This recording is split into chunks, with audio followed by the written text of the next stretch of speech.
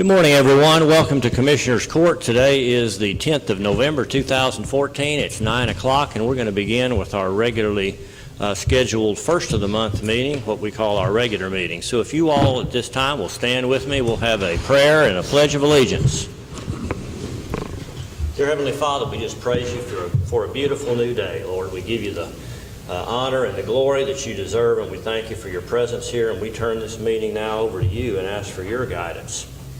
Lord, tomorrow we celebrate Veterans Day, and I want to just pause a moment and thank you for our veterans. Thank you, Lord, for the sacrifices that they have made for years and years. Not only they, but their families. Many have died, many have been injured, many have had their lives impacted for the rest of their life. And we just want to honor them tomorrow, Father. We just ask your blessings upon those that remain. We ask, Father, for your blessing on those families, for those that are continuing to suffer from the service that they have given to us. We just ask, Lord, for your healing hand upon them. We are grateful for what they have done for us and for the freedoms that they have afforded for this country, and we just acknowledge them now. Father, again, we just thank you for this day. We pray for everyone's safe return home this morning or this evening. We ask it all in Christ's name. Amen. Amen. I pledge allegiance to the flag of the United States of America and to the republic for which it stands, one nation under God, indivisible, with liberty and justice for all.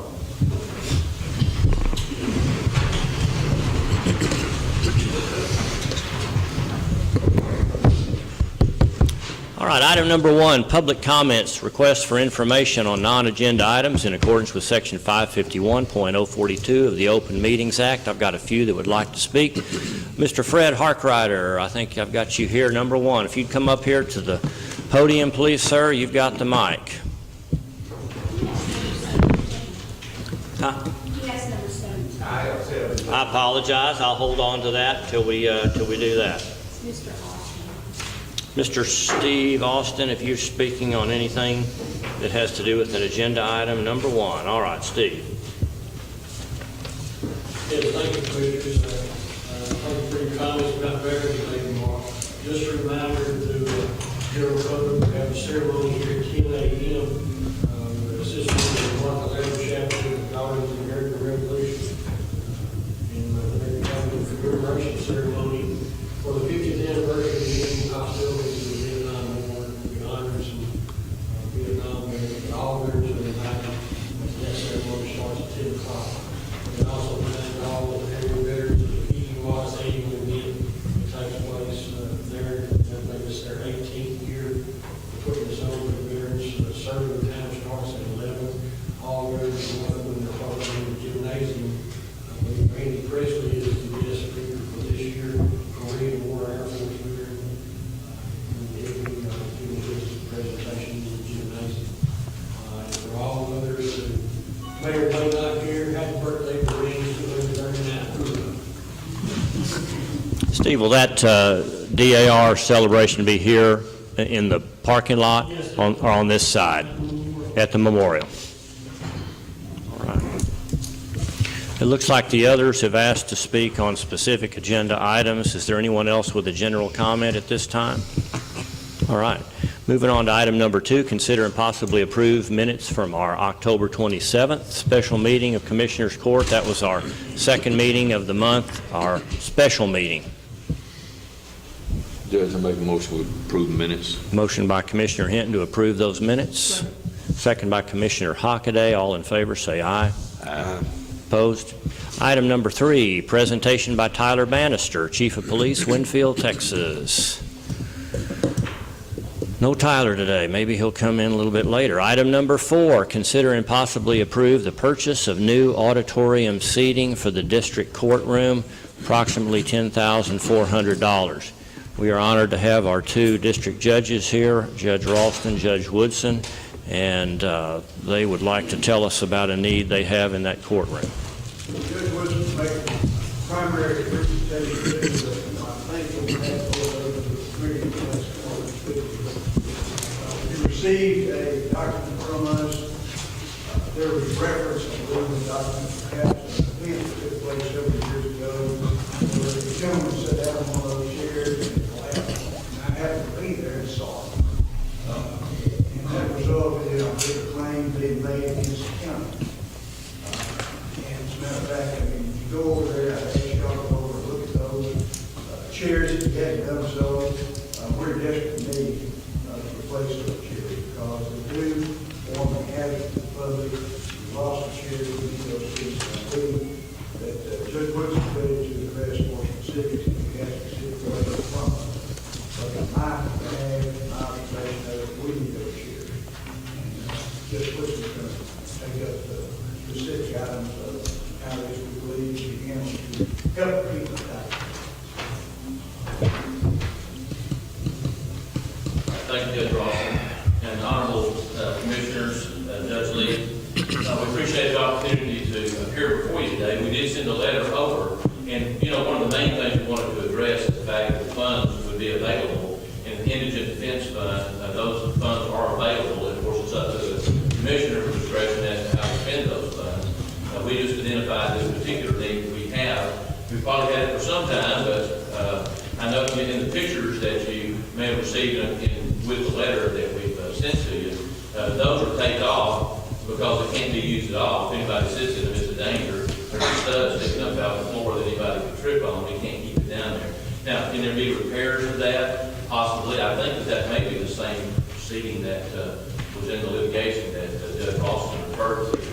The thing is that those seats, just like any courtroom, they speak to the citizens, they speak to people who visit this county, they speak to the pride that we have in our county. We have a lot of pride, and we have a great community. But we have people that come in that courtroom, just like comes in this courtroom from all over the state, other states. We have also volunteer citizens that come in CTS cases, that volunteer their time, they sit in those seats. Children sit in those seats in CTS cases. We have grand jurors that come and sit in those seats. We have lawyers, we have doctors, we have teachers, we have people who want to be there, some don't want to be there. But they all come and sit in that courtroom. And of course, it needs to be in a way that's functional. It needs to be aesthetic. It needs to be durable, and most of all, it needs to be safe. We have some folks here that we're going to just present a brief presentation to you, if you allow us the time, to talk about the seating that we have proposed to replace, and it's within the Indigent Defense Fund monies. I think there's $13,000 there. I think it's $10,000 is an estimate. They may have a more up-to-date estimate because they came over and measured for us to get a more accurate figure. But I think the money's there. I think the need is there, and we would respectfully request your consideration of this expenditure. Thank you. Turn it over to you folks just to speak briefly about the seating that you would have. Okay. My name is... Come on up to the podium if you would, please. Sure. Not only... These are the chairs. And I'm sure he'll point out to you that the present seating is a beam. If I've got the right seating systems, these are closer together. If you'll notice in the picture, we've got separation of arms from chairs, covers off the arms. We've got cracks in the particular ones that I think some of the commissioners came over to look at in that particular three there. But anyway, these are durable, and I'll let you address those. Okay. Well, I'm Brad Lowe. I'm actually with the manufacturer, American Seating. I could make this an hour. I'll make it real quick, but we're 130 years old.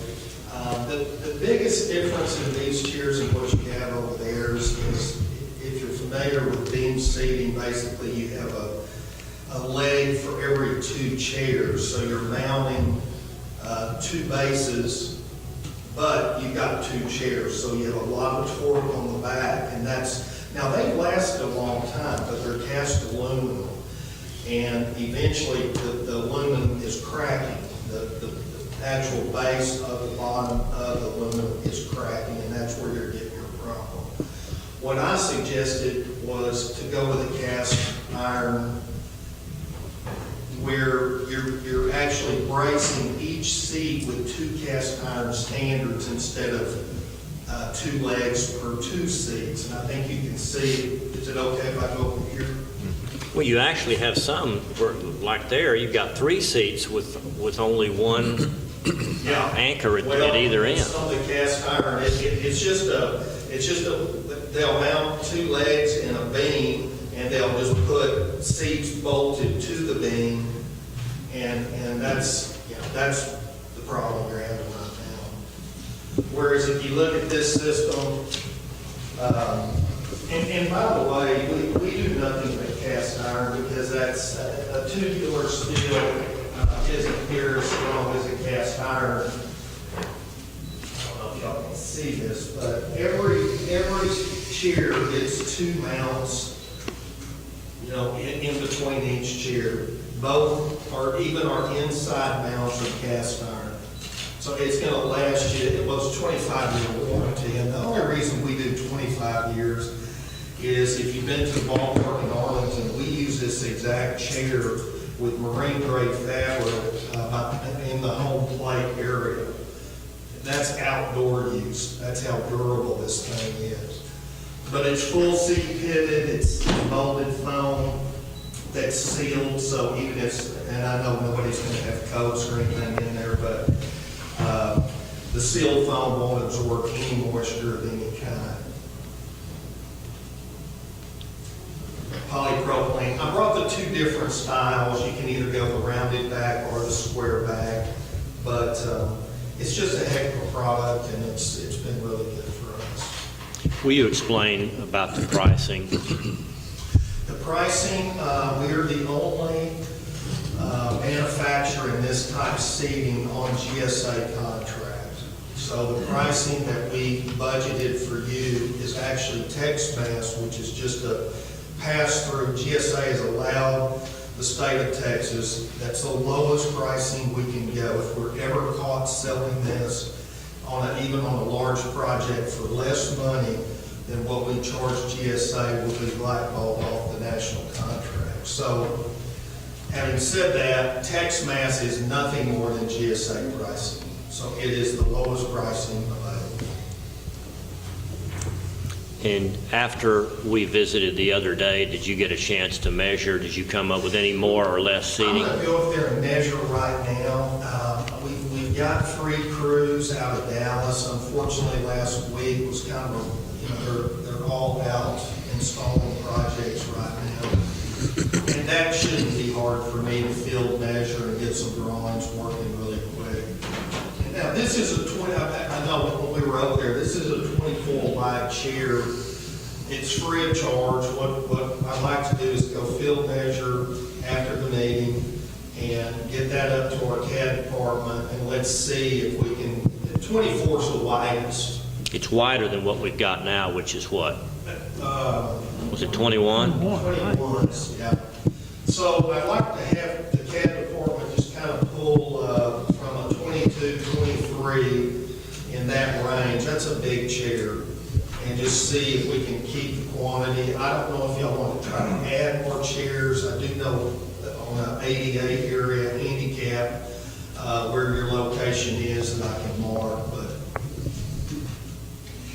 and I think we talked about that. If the amount of chairs that you have in there are sufficient right now, then we can just keep it to that and try to do whatever the largest chair we can is. And I think we had agreed that we thought that if we could match that same number of chairs, we'd be okay, rather than attempting to jam more in there. Right. We also want to leave sun seating for wheelchair access. Those 3 probably would be a good 3 to remove and not replace, possibly, depending on how many. Well, wasn't there another place we could take those 3 and move it to the back, and then make your from the front to the back. Make your handicap seating be up there closer? Any seating, and in fact, you might get some because of the configuration. Is there any other questions that we can answer for you? All right. Thank you, Commissioner. Appreciate it. Thank you. Here's I make a motion, we go ahead with the approving of these seats for the district judge, district courtroom. Motion by Commissioner Hockaday to approve up to $10,400 to replace the seating in the district courtroom, second by Commissioner Fields. All those in favor say aye. Aye. Opposed? Also, put it to be paid out of the Yeah, I paid out of Thank you. And just as a question that I had, how are we running a surplus in that account? Have we brought in more money from the state than we've had to pay out? That was a one-time, whenever several years ago, when they gave us a one-time lump sum. We haven't had that since then. So you can only spend it for certain things, so we just never, we only. So we've been maintaining at least that 13,000 in there? Was it TV? Because it started out at 17 is what we received, Okay. and then since it's kind of, we can only spend it for certain things, we just held it there until the courts found something Okay. else. All right, thanks for that clarification. Anyway, I had the motion in the second. Let me call for the vote. All those in favor of making this purchase, say aye. Aye. Opposed? All right, thank you very much. And you'll let me know if you find, for some reason, this bid goes up or down, especially if it goes up after you do your measurements. But I think based on, if we go with the larger seat, I don't see how we're going to get any more chairs in there. And if we match the number of chairs we've got there right now, this is the price. Okay, thank you.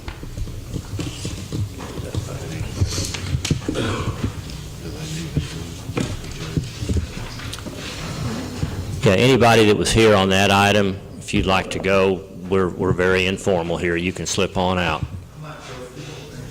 Okay.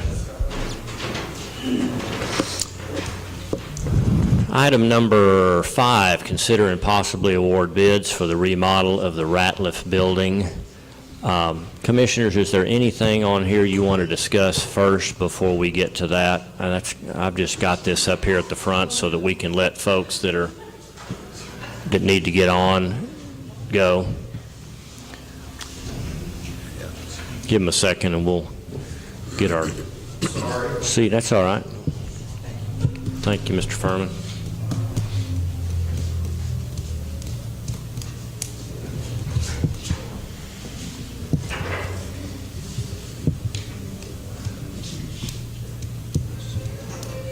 Oh, he's going to give us. Okay, Chris.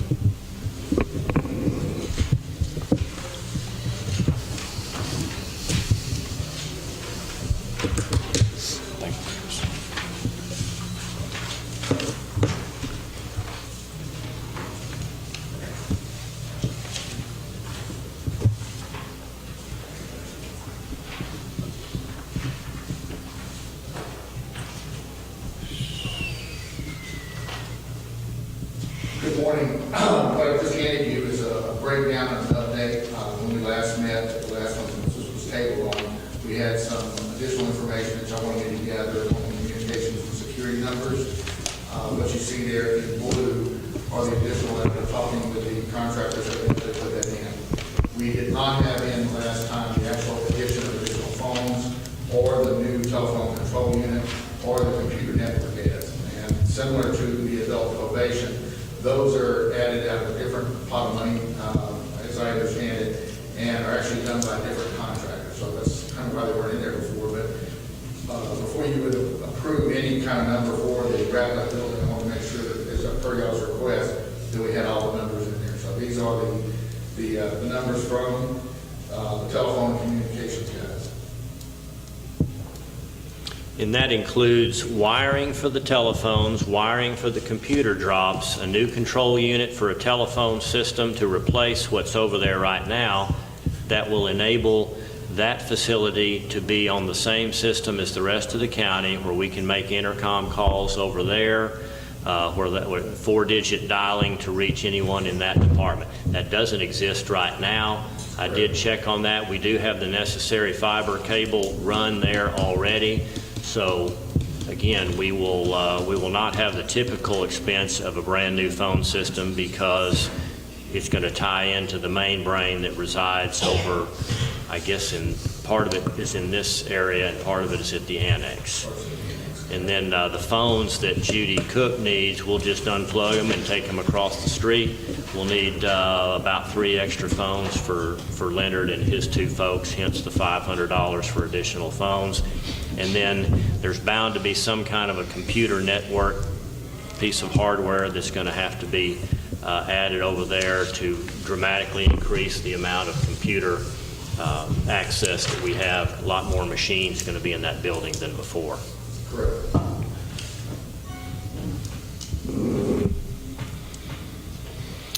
The 7,000, is that, That's the cumulative of the two. is that what you're expecting, we paid out of courthouse security, that whole section?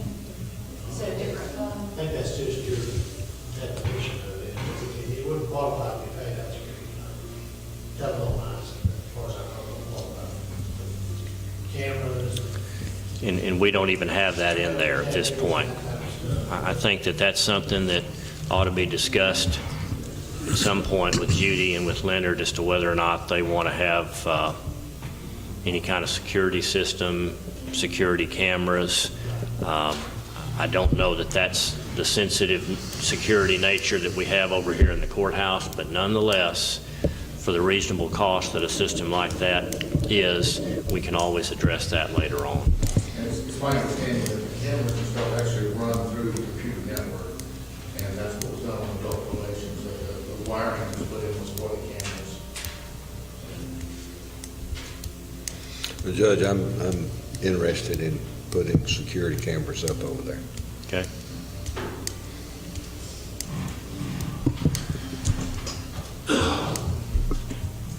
Are you looking at cameras for the whole building, records administration, or tax and vehicle registration? Both. All of the above? Both. Okay. Will you give us the freedom to discuss adequate coverage with Dennis there? I don't know that we need a camera, 10 cameras in there, but if we have them at specific appropriate points, we can discuss that with Dennis. We're not prepared for that right now. Right, I understand. I don't have a problem. My point was that We could use this. what we're calling this communities and security, it can be paid for out of. That's right. This $7,000 has to come out of general fund or something. Unless we find that some of this computer wiring could be utilized as part of the camera system, and let's assume not for the time being. But if you later decide to add the cameras and stuff, they can be paid for out of the security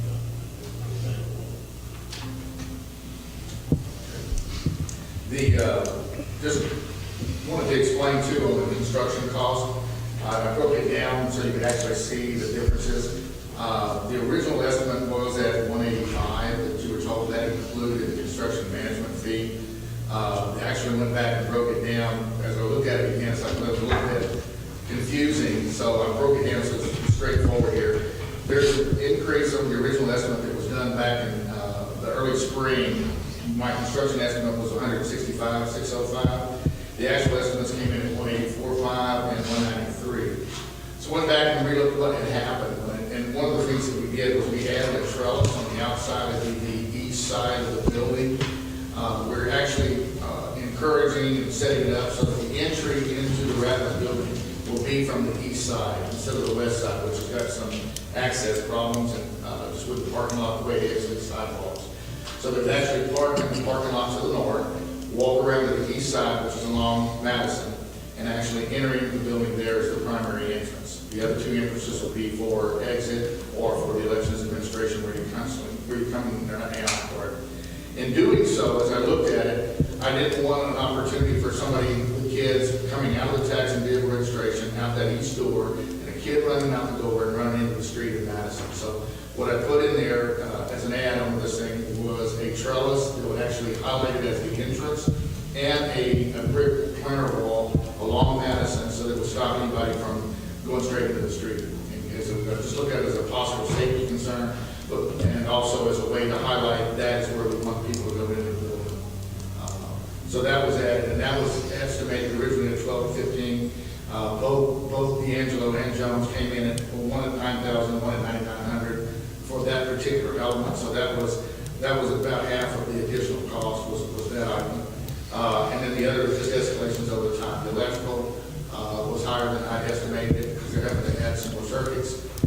And basically what was over there, so that's going to raise the cost on that. And then just general escalation in the cost over the last 9 months.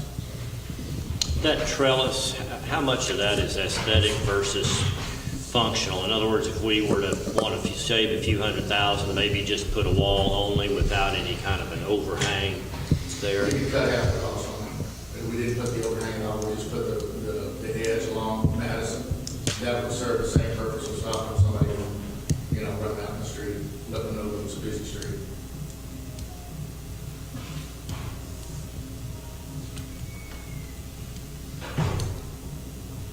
Would you address the engineering line and tell us precisely what all that includes? That includes getting stand drawings from all the disciplines. All we know we need right now is going to be the electrical and mechanical. There is no structural work over there, but I've already cut an agreement with the structural engineer, since he's doing the drawings for the whole roof, that if we need to do structural, it'll be included in the price. So he'll throw that in. Because the only thing that we know about right now that we even considered structural is where we're moving the wall. We know there's a beam, it looks like it goes all the way across the building, a 66-foot span. We kind of expected that there might be a column in there, but we looked and there is no column that we can tell right now without taking out the wall. So we start the demolition, we'll actually find out if there is a column. If there is a column, we don't plan on moving it, we just plan on framing it around it. So again, we won't be affecting the structure at all, but we'll have a structural evaluation there just in case, just so everybody sees it too. Since we've had so much discussion about whether or not we need the engineering or not, let's go ahead and get it. I've already got it included in the price, so the structural engineer can look at it. If there is a column there, we don't plan on moving it. There's no need to move it. So structurally, we're not affecting the building at all. I wanted to make sure it was covered. But it includes the mechanical, electrical, plumbing, and the structure. And architecture. It's already included.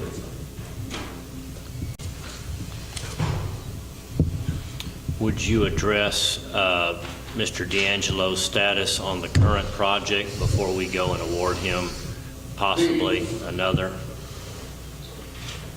I was, we set a schedule, a soft schedule when we started the adult probation. As we got into that, we found that there were some delays in a lot of the suppliers. He had a 4-week delay on getting the doors in, which was kind of a critical element, and we had a 3-week delay on getting the seats out. And that was kind of what delayed on the biggest part of the delay. Nonetheless, I was concerned, and we had adult probation already moving in. He had some punchline items that he needed to get cleaned up. The adult probation actually requested that he not have any of his folks here last week, because it's the first week of the month. Adult probation brings in about 500 people to check in and pay their money and everything. So to avoid all the confusion, we actually asked D'Angelo not to be there at all last week. So he didn't do any work in there last week. He needs about 1 week to finish it up. He's got some loose items that need to be done primarily on the outside. The only 2 things on the inside that are major import is the hot water is not working in the bathroom and the break room. It'll take about 15 minutes to fix, and he's scheduled to come in and do that tomorrow. So it was a holiday, so we'll get that taken care of. The other thing on the inside is the cabinets.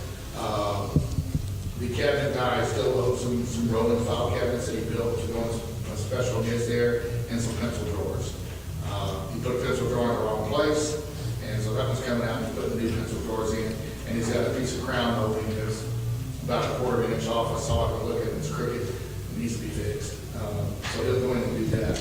I suspect that he'll be done, what he's told me he'll be done with a week, as soon as we let him back in there, and have all that done. So I would recommend, even though D'Angelo is low on this, that the court not authorize him to start construction until he's through with adult probation, and it's signed and sealed off on him that he's okay to go. Just to make a point that the court is not going to see delays. I mean, and it's not really been his fault, but nonetheless, it's there.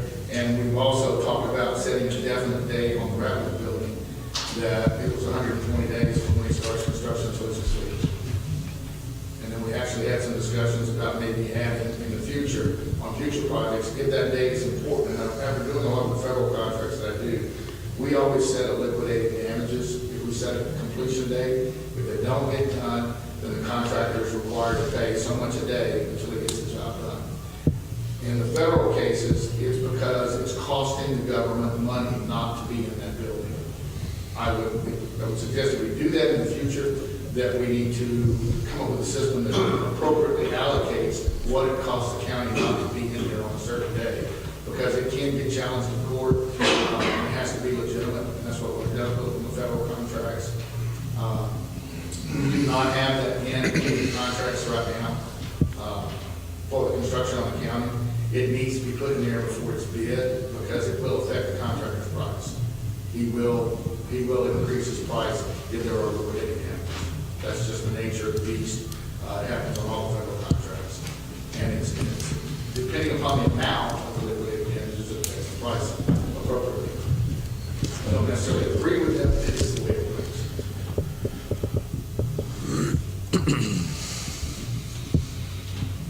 I would also recommend here, as I said on the notes down at the bottom, that let demolition get started after election administration is moved, but we wouldn't start construction until we have the stamped architecture and engineering drawings. The demolition could go in, that would actually help reveal if there's any other problems engineering wise. Don't see that, everybody's looked at it already. But I would not allow construction to get started until we have the stamped drawings. This was one that How much demolition are you talking about doing before you can produce those drawings? Oh, we don't have to have the demolition do any of it. I'm just saying it might be helpful to go ahead and do that. No, I'm saying how much demolition do you have to do? I mean, do you have to gut that thing down the walls before you can produce some stamped drawings? The demolition that I was kind of wanting to get started was that one wall that we're moving, just to see if there is a column. There's a possibility instead of putting one column, they put two, which kind of doesn't make any sense structurally. 66 feet, 30-foot span is nothing. There's a 12-foot I-beam up there we were looking at. And we looked in the first 6 foot of the center of the building, and there is no column. So it either spans completely across the building, or it's got 2 columns at the third waypoints, which again is not a problem. It's just knowing what we got. So that's just that northern hallway wall would be the one that you would tear out until you knew if there was a support. And we really don't see it as a problem, but we've had 3 people over there looking at it already, and none of us can find a column. They would just confirm that once we take out that wall, if there is a column and where it is, and then what we need to do to build around it. We don't plan on moving it. There's no reason to move the column. We can build around it. And you say you're gonna put another column in, you're not gonna put another one in? No. We're not, again, the plans are set up not to structurally affect the building. We're not doing anything structural. Everything we're taking out is just partition walls. We're not even taking out all of things. We're taking out about half of the partition walls to rearrange it for tax and vehicle registration. The renovations on the south side take out 10-15% of the walls, to rearrange them for the offices, for linear inscription. But the structural engineer's work would include him giving us an evaluation as to the quality of that building. Correct. You can't get that until you get to do the demolition? No, we've actually already got it. We just don't know if there's a column there, because there are no as-bills. One of the problems that we've had, not only in the county, but in a lot of the federal stuff I do, we don't have any as-built drawings, so I don't know actually what's there until we start tearing some of the walls, especially on the structural side. But we can get the drawings before we do that. I'm just saying that the demolition was done, go ahead and get started. Let's get the project started, and then we can find out if there's any issues there. And we can address it before we actually start being constructed. Well, you could almost just cut 12 inches off of the floor, couldn't you, to see if there's Actually, I a cut beam off in the there? top. That's where I cut off of, so the wall will stay in place on the floor. But yes, we can come along and cut where it's actually there. We've actually said we've already gone into the attic and have not found any columns. So I don't think that they're there. It's come up by several folks that looked at it. Since we're moving that wall, is there a column there? And I say we haven't found any yet. I don't think it's a problem. Well, staff interviews, we've had lots of that. That's a sit-down and discussion with both parties to ensure everyone is on the same page with the scope of the project. We've done that, haven't we? I'm sorry, I'm not understanding what you're saying. Staff interviews. Staff here. The judge emailed me, we had to have staff interviews. And I got some definition from some engineers. And staff interviews means to sit down with discussion, both parties, to ensure everyone is on the same page and scope of the project. Both parties, meeting you and the county, the commissioners. We've certainly had enough of those. And with the users, actually, also. I'm sorry? And with the users. Well, I think what I had meant by that was that the people that are going to actually be in that building, are we designing and building and remodeling a building that meets their needs, what they want? Well, we've had lots of discussions on that, haven't we? You've Yes. changed the plans two times at least. Yes. Based on. More than that, maybe. So we've had those. The final drawings, the conceptual drawings, that we've had lots of those, that you've drawn those out at least 2 times, 3 times, and they've argued about it. You presented them to the election. You presented them to Judy Cook and her crew many times. And then beginning of the project means the beginning. And the laws say that we should have a set of plans before beginning the construction. That's correct. And this is what we don't, so I think we've done the rest of it. All we need now is a set of plans before we begin. And you have the plans, you just don't have them stamped right now, and with the reason they're not stamped right now, they're working on right now. At my request, I already started them, but I can't authorize them to complete them until the court approves the engineering fees. So that's kind of where we were the last time, is as soon as y'all approve the fees, within 10 days, I'll have the drawing stamped and sealed, and then what I've recommended here is we would not start any construction until y'all have it stamped, sealed, drawn. You're not talking about demolition. You're going to start the demolition before we get a set of stamp plan? We don't have to, I'm recommending that you do. It doesn't affect what's going to happen with the drawings. If y'all want to hold off on the demolition until after you get the drawings, that's fine too. I'm just recommending. Well, the rules say, the law says that we're supposed to have before. For construction. That's right. So we, And demolition I'd like, is not and considered then, construction. yeah. I mean, I understand where you're going, Commissioner. Demolition is not generally considered construction in all cases, because you are, unless you're taking something out structurally, and I would agree with you, but we're not planning on taking out anything structurally. But I mean, if y'all are more comfortable with waiting on demolition until after the drawings, we can do that, that's not an issue. I was just trying to expedite this for you guys. You're saying that's some work that can be going on while something else is going on? Correct. Rather than I have to demo that building in order to produce the plans? No, you don't have to demo that. And in view of the fact that there's not a real rush on this job, you know, again, whatever the court wants to do, you could hold off on that. You're just offering, hey, this is a way to have one thing going while we're waiting on final plans, but if the court is more comfortable in not doing that and just doing a minimal amount of demo to determine where that beam, or excuse me, where that support is, if it is there at all. It's more of a, I mean, I can do it either way, y'all want to do it. It's just more for my curiosity to find out if there is a beam, because we haven't found one. And I'm just curious. I don't like the unknowns. I haven't seen a beam, and we checked it. So I would recommend, given the concern that I'm feeling here, is that we wait and don't do anything, don't do demolition or construction until we get the engineering drawings done. I'd feel more comfortable doing that. And the reason, and frankly, and I guess it's not on the agenda, but we don't have a set of plans for the adult probation at all. We never got a set of plans. All we had is the sketchy stuff. I've never seen plans. What if something happens? You're gone. I'm gone. Judge is gone. Do you think there should be a set of I'll get you a plans? set of plans this week. We have the plans, they've been turned in weeks ago, and they're stamped and sealed.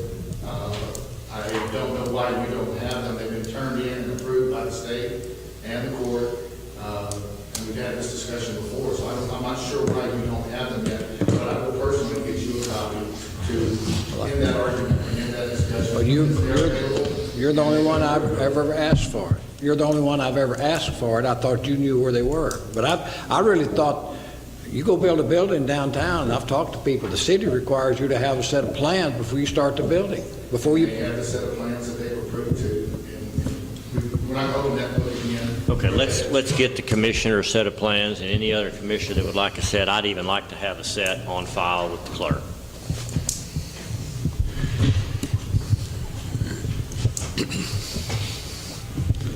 Any other questions for Chris?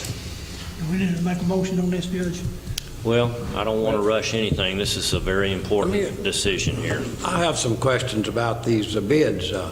First of all, I've had a lot of complaints from people about the quality of the shabbiness of the adult probation. Hopefully, somebody's going to fix them and make it. But I have a question. We don't have a bonds. Most contractors, we're required to get a bond from them, or should be, and I'm not sure of the law. You should get a bond from those contractors. As far as I know, Mr. Johnson don't have a bond, county clerk don't have a bond. Nobody's put up a bond for D'Angelo, and he did his work over here. The bond is an optional item. If the court or the city wants it, it's not required. It's basically based on your level of trust with the contractors. The bond is in case the contractor fails, the bond will come in and do that. Again, that can be requested. It's not mandatory. It can be requested. I would also add that once you add a bond to the contract, a bond requirement, the contractor includes in his price, will raise the price to include the bond payment.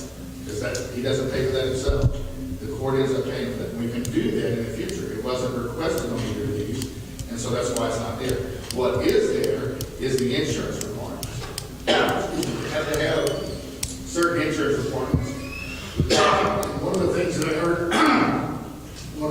heard from the bidders that were bidding on adult probation in the beginning and on Real Street was whether or not they had to have the insurance requirements, because evidently in the past, some of the contractors lost bids to contractors that did not have the insurance, so that insurance cost was not in their pricing.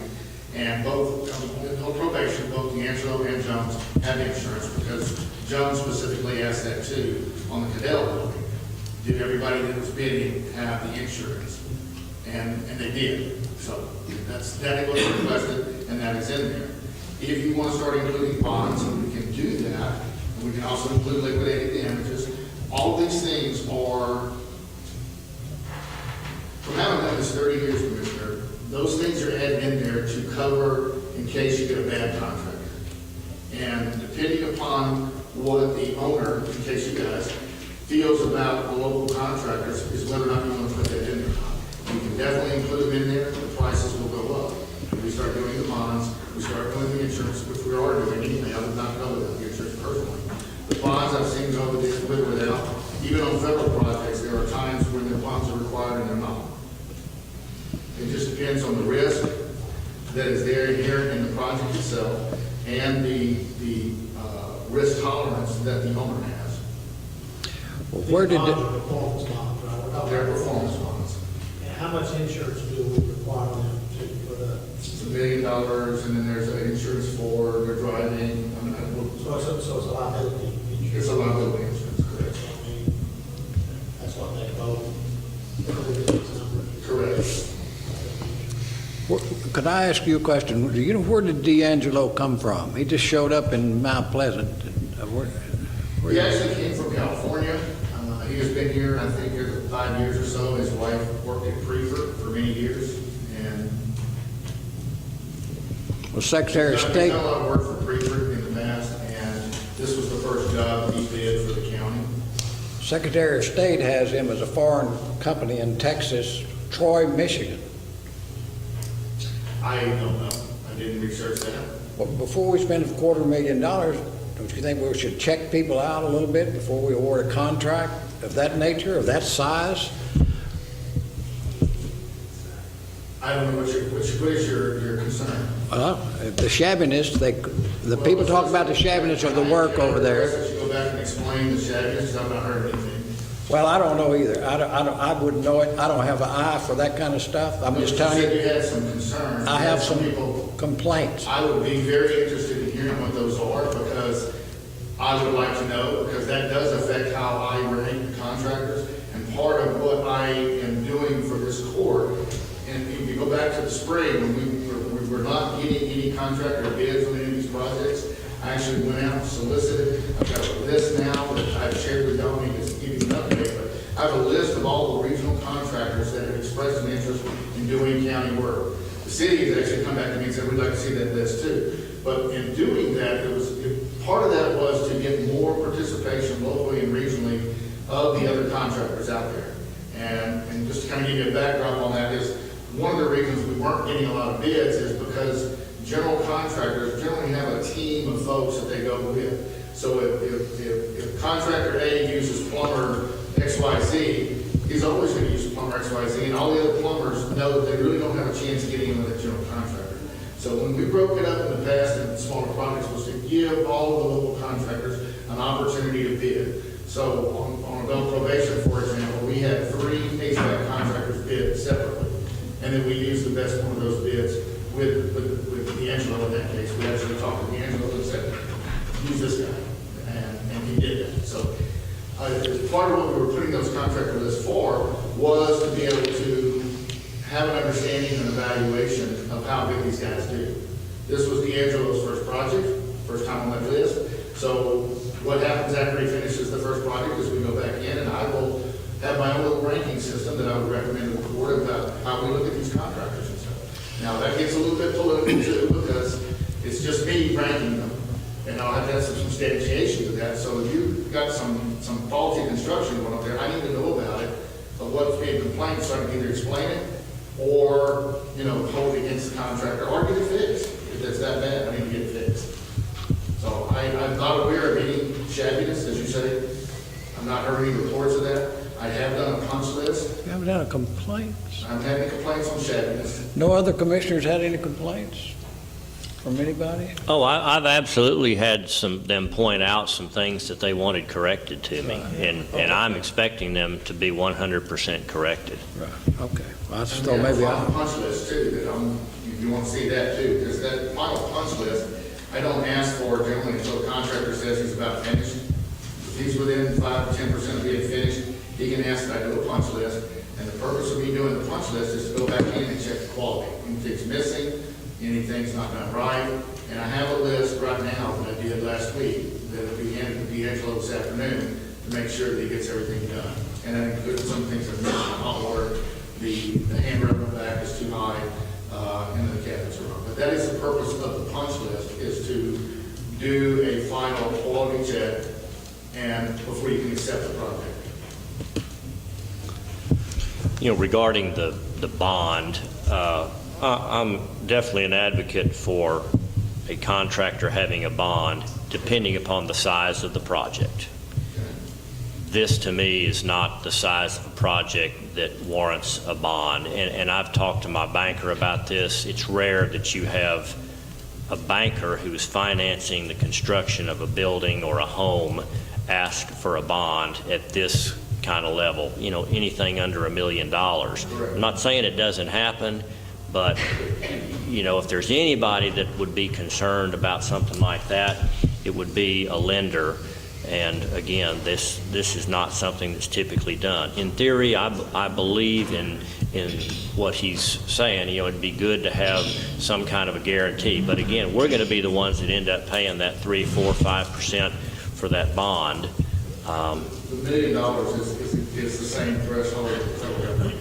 It's under $1 million on renovation type projects, but there's generally not a bond required. Because the government itself doesn't want to pay that extra 3 to 5% for the bond cost. And just Now, I'll tell you the other effects of getting a bond too, is that long list of contractors is going to get shorter because some people can't get bonded. And so that's kind of a court decision too. If we go to bonding, and again, I would recommend going to bonding if we have a bigger project, but it will cut down on the number of contractors that can get that bond. But the purpose of that is to decrease your risk also. So if you can't get a bond, they probably don't need to be working on the project anymore at that size. But it does require that you establish what kind of threshold you want to do going forward on these projects.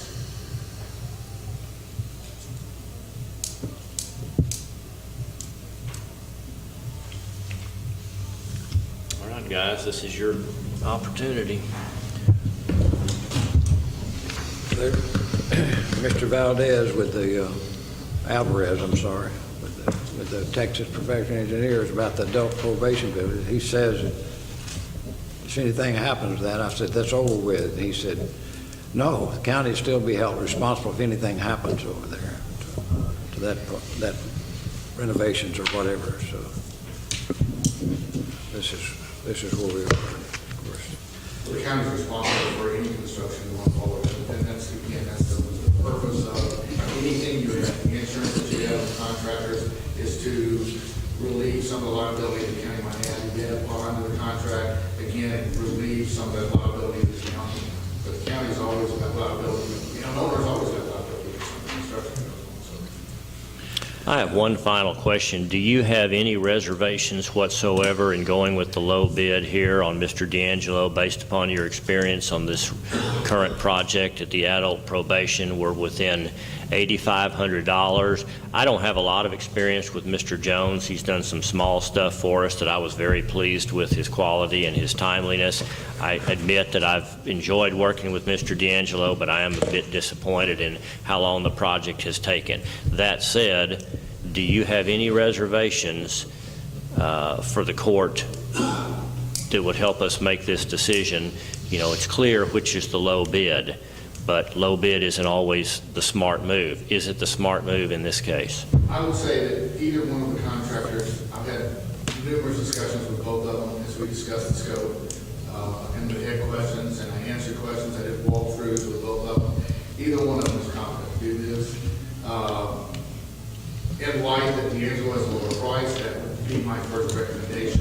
I would caveat that with that I would not allow him to start the construction until he completely finishes the adult probation.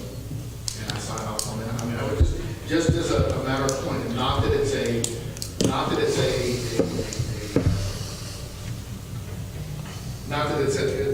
grading of his quality. It's just that I would say I would not want to send forward to anybody in the county that you need to finish something before you start something new.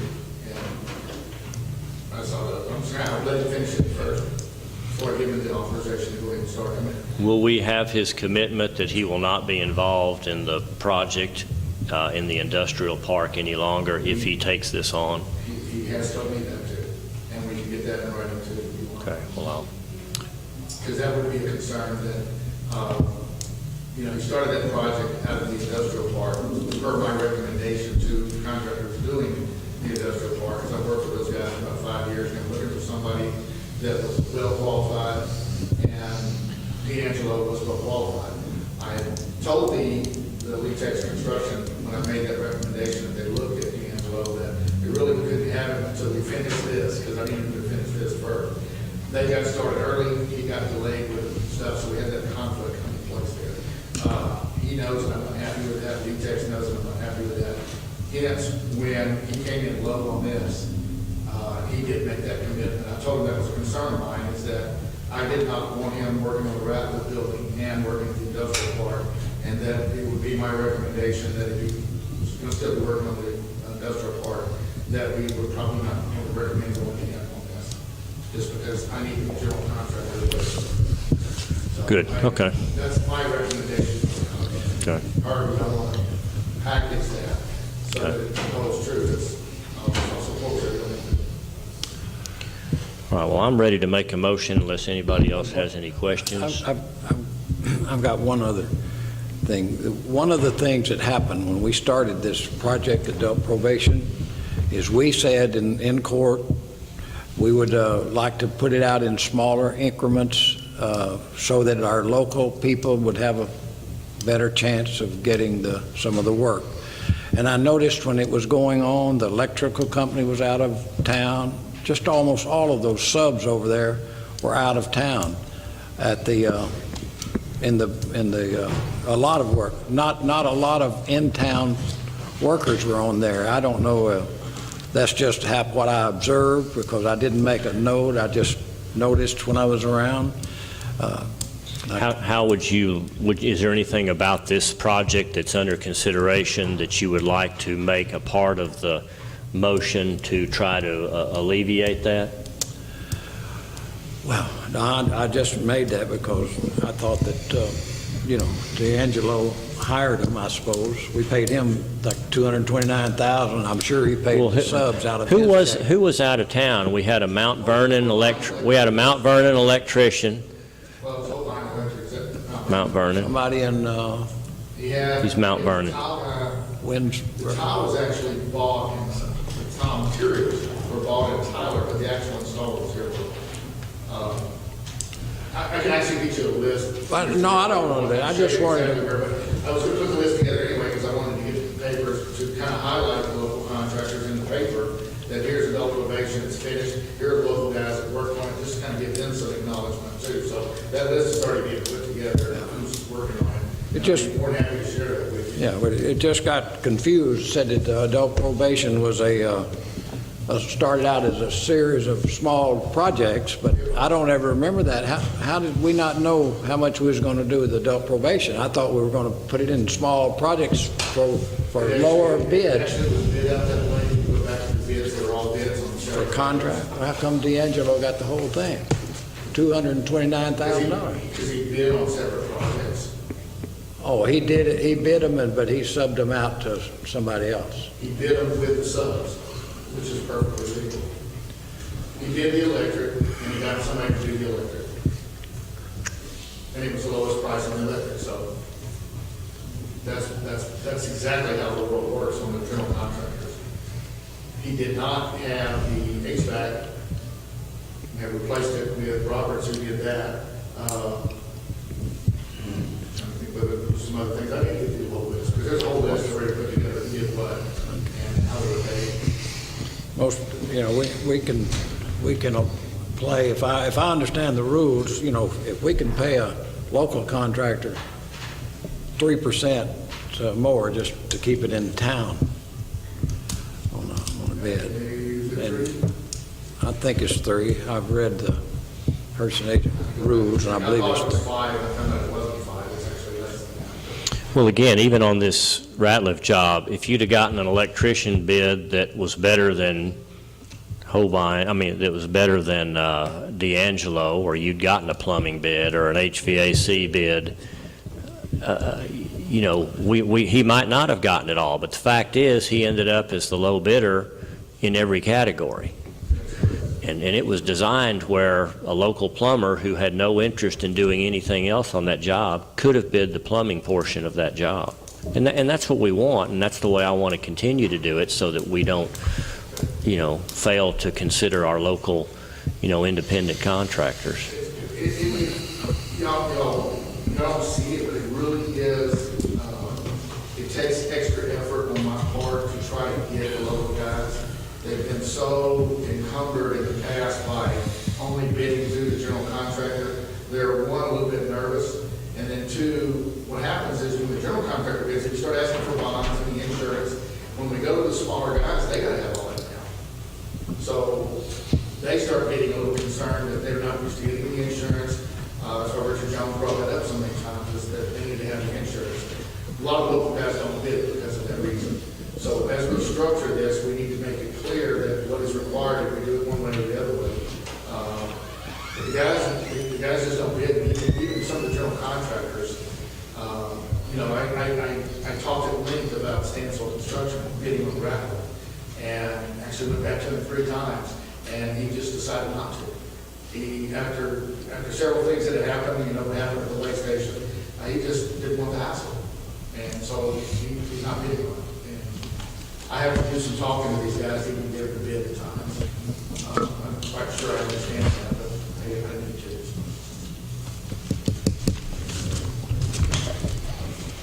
Okay, well, I'll make a motion here. I'm going to make a motion that we award the contract for the remodel of the Ratliff building to James D'Angelo.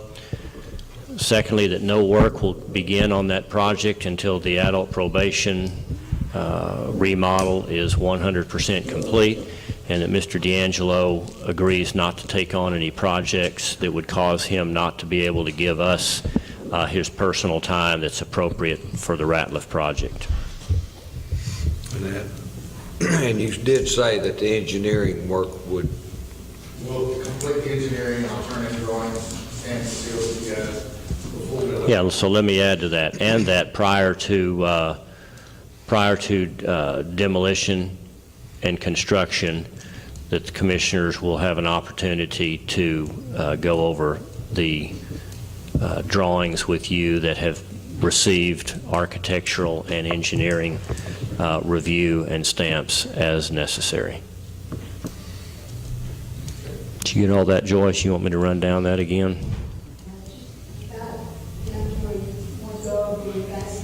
Okay, award the bid to D'Angelo. No work will begin by Mr. D'Angelo until the adult probation project is finished. Mr. D'Angelo will not take on any other projects during the Ratliff remodel that would cause him not to be able to give us necessary time, and that no demo or construction will begin until we have all necessary drawings and engineering and architectural approvals. How about the other job? An industrial foundation or whoever the contractor, whoever's got that other job. Well, that's what I mean in there. He won't be doing any other work that causes him not to be able to devote the time needed on our project.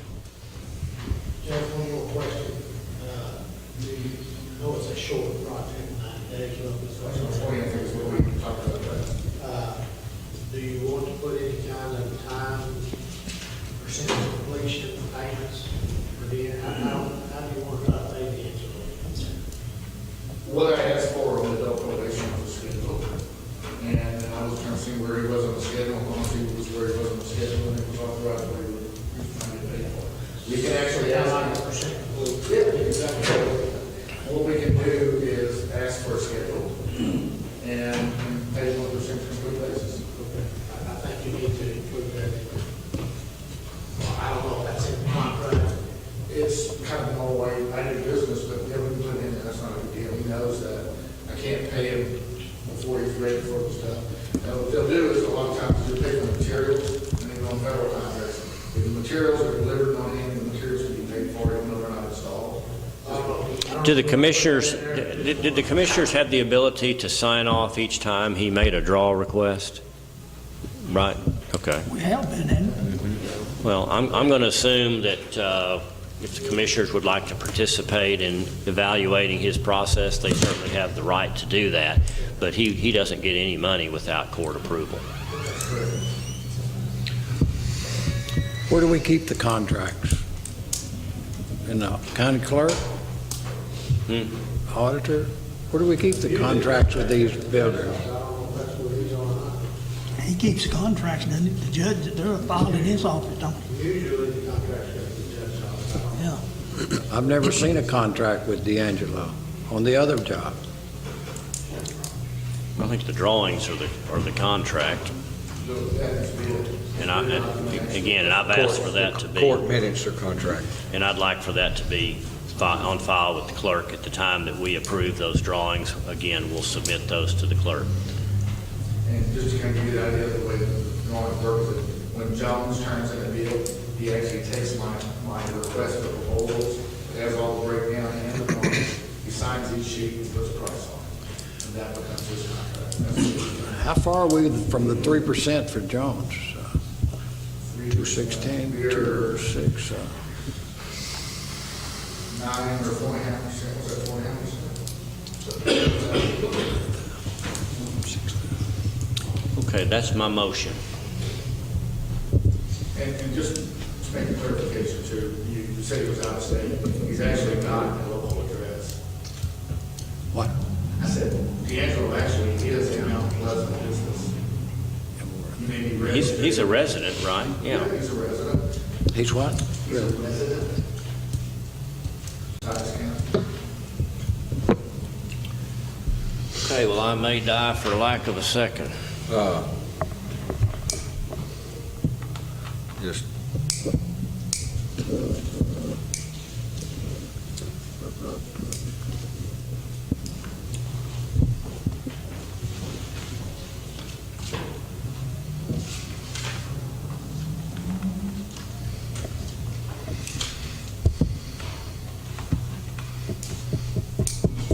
Well, I'm to the degree, you know, when you're saying it's about 4.5%. Jones over, I think it's 3% that we can, I think that's right, isn't it? Yeah. I believe it's 3. We thought it was fine, and I have to go back and check it. It was back in the spring when we actually looked at that, but I think it is 3%.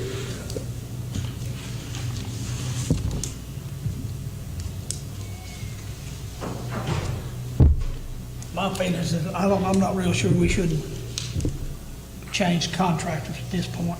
Go with Jones is what I would think. But if you got a motion, Well, but nobody has seconded it.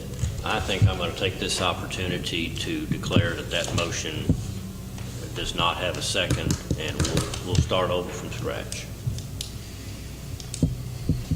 I don't want anybody to have any second thoughts on this. Don't let me rush you into this. So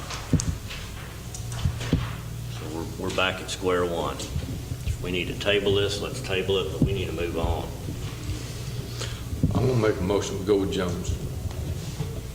Okay, do you want to match those same stipulations that I had same mentioned stipulations he before? had. Yes. Okay. We now have a new motion on the floor that the contract be awarded to Richard Jones. Again, I'm going to remove the requirement that the work cannot begin until adult probation is finished because he has nothing to do with that project. I will say that I'd like Mr. Jones to commit to us that he won't take on any other projects that cause him not to be able to give our job the attention that it needs.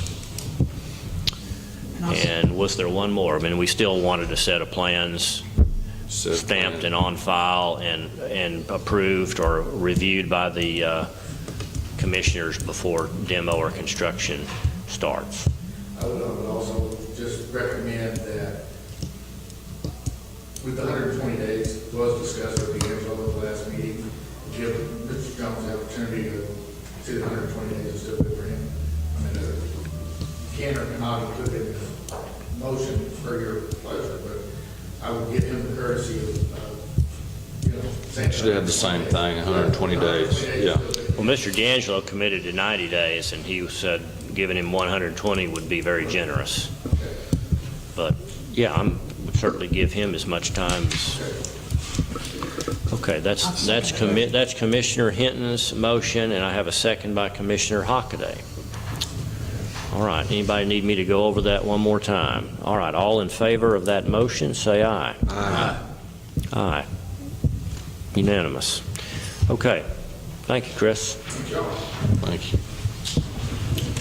All right. I know you came in here. Where did Tim go? There he is. I'm going to jump over here to, I'm going to jump down to item number 9 because I've got Tim Taylor here, and I promised him I'd let him get back to his, whatever it is you do.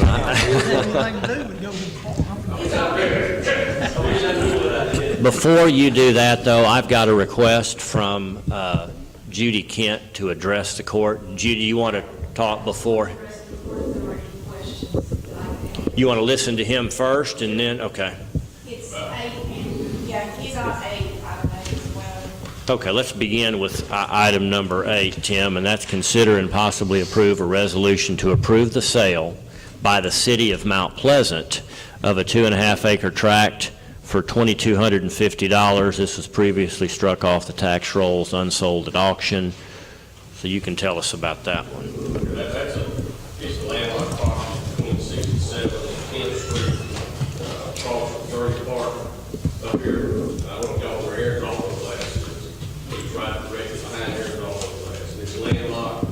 It was initially owned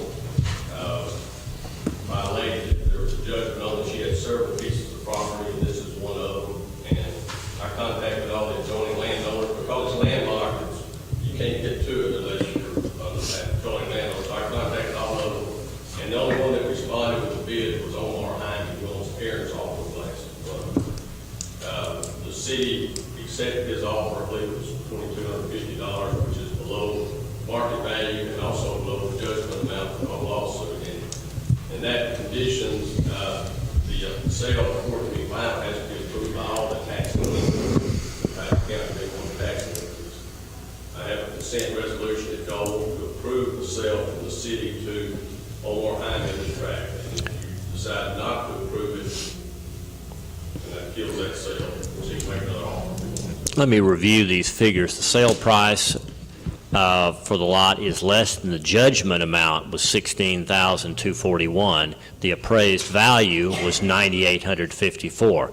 I guess that judgment's got years of taxes and attorney's fees. Taxes, penalties, interest, and there's only several pieces of property mainly on. Hopefully, I mean, the city still owns several other tracts as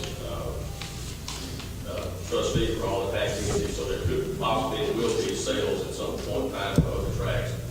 Hopefully that'll make up the difference in what we're giving up on this. But it's just, again, it's a pleasure for Well, one of the big things is landlocked, and it's, landlocked. you got problems there to start with. I think I gave y'all a plan or something Yeah. that kind of shows it. Anybody want to see that? It is completely landlocked, no access except through someone else's property. There's like 5 or 6 different adjoining landowners. And the big thing, it puts it back on the tax roll. I'll make that a motion, Judge. Motion by Commissioner Fields, second by Commissioner Hockaday to approve the sale of this 2.433 acre tract by the city for $2,250. All in favor, say aye. Aye. All right, I'll be signing this while you begin item number 9. Consider and possibly approve acceptance of a bid to purchase an 8.91 acre tract in the Seth Pryor survey.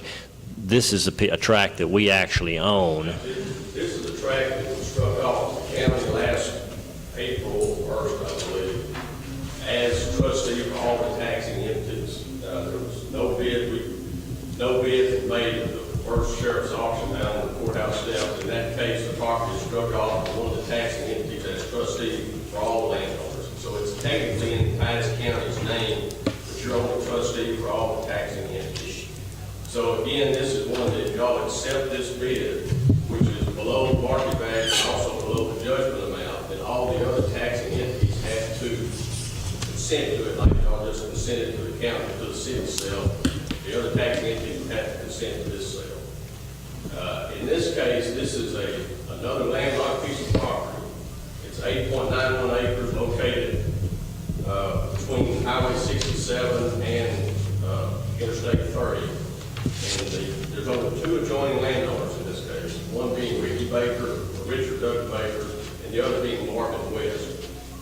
Richard Baker owns all the property between this tract and the interstate, and I'm sure y'all are familiar with where his house is located and his business out there. And Mr. West owns all the property south of this tract and west of this tract, down almost, there's a county road that runs through there, and he lives on that county road. So there's only 2 possible people that would be interested in this, and that's Mr. Baker and Mr. West. And Mr. West's son is the one that has actually made a bid on this property. He lives in, I believe, in the Houston area. And there's a letter accompanying his bid that kind of explains his interest in this property. It's old family property, and somehow through the years, it was left out of the deed. His family has no deed interest in this property. And through the years, the original landowner was notified of the property. They wrote back and said I'm only assuming this because this is stuff that happened a long time ago. But according to, and we had one that worked at the Freight, he might go in any time and explain how this happened, but there was contact made, and the owner said, this is not my property anymore, I sold it. Well, through the years, there was another piece of property that the same owner conveyed to another third person, and that person, it was a 8.91 acre tract, and this is that was an 8.925 acre tract, this is 8.91 acre tract, vice versa. I'd have to look at those to make sure, but it was so close that at that time, whoever was in charge of keeping the records thought this was a piece of property that was being conveyed, so it was put in the name of another individual. That individual actually paid taxes on this property for a couple of years, and they quit paying when she was contacted about this property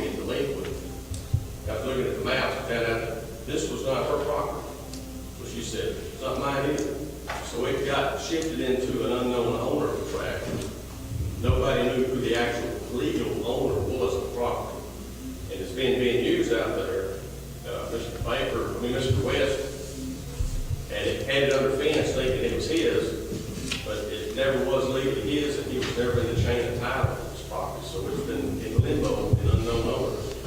And recently, I say recently, I don't know, the last several years, they've got a mapping system down there where they can actually pinpoint this property on the map and see, and it showed up that this actually was a 8.91 acre tract. It's out there. A lot of times unknown owner tracts, they don't exist. You know, they come in, other people are claiming, got deeds to it, it's being taxed twice a lot of times. But this particular tract was being taxed, but it had no owner. So the taxes that were never paid for several years. That's why it's so high.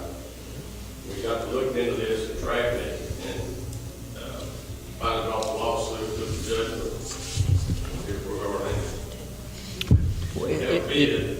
I don't know what the property is worth. Is the property being used? Yes, it's being used. By who? Mr. West has been using the property. He has it. But I believe that he has leased it in the paper county. So I don't know. It's being used, but by who, I can't tell you for sure.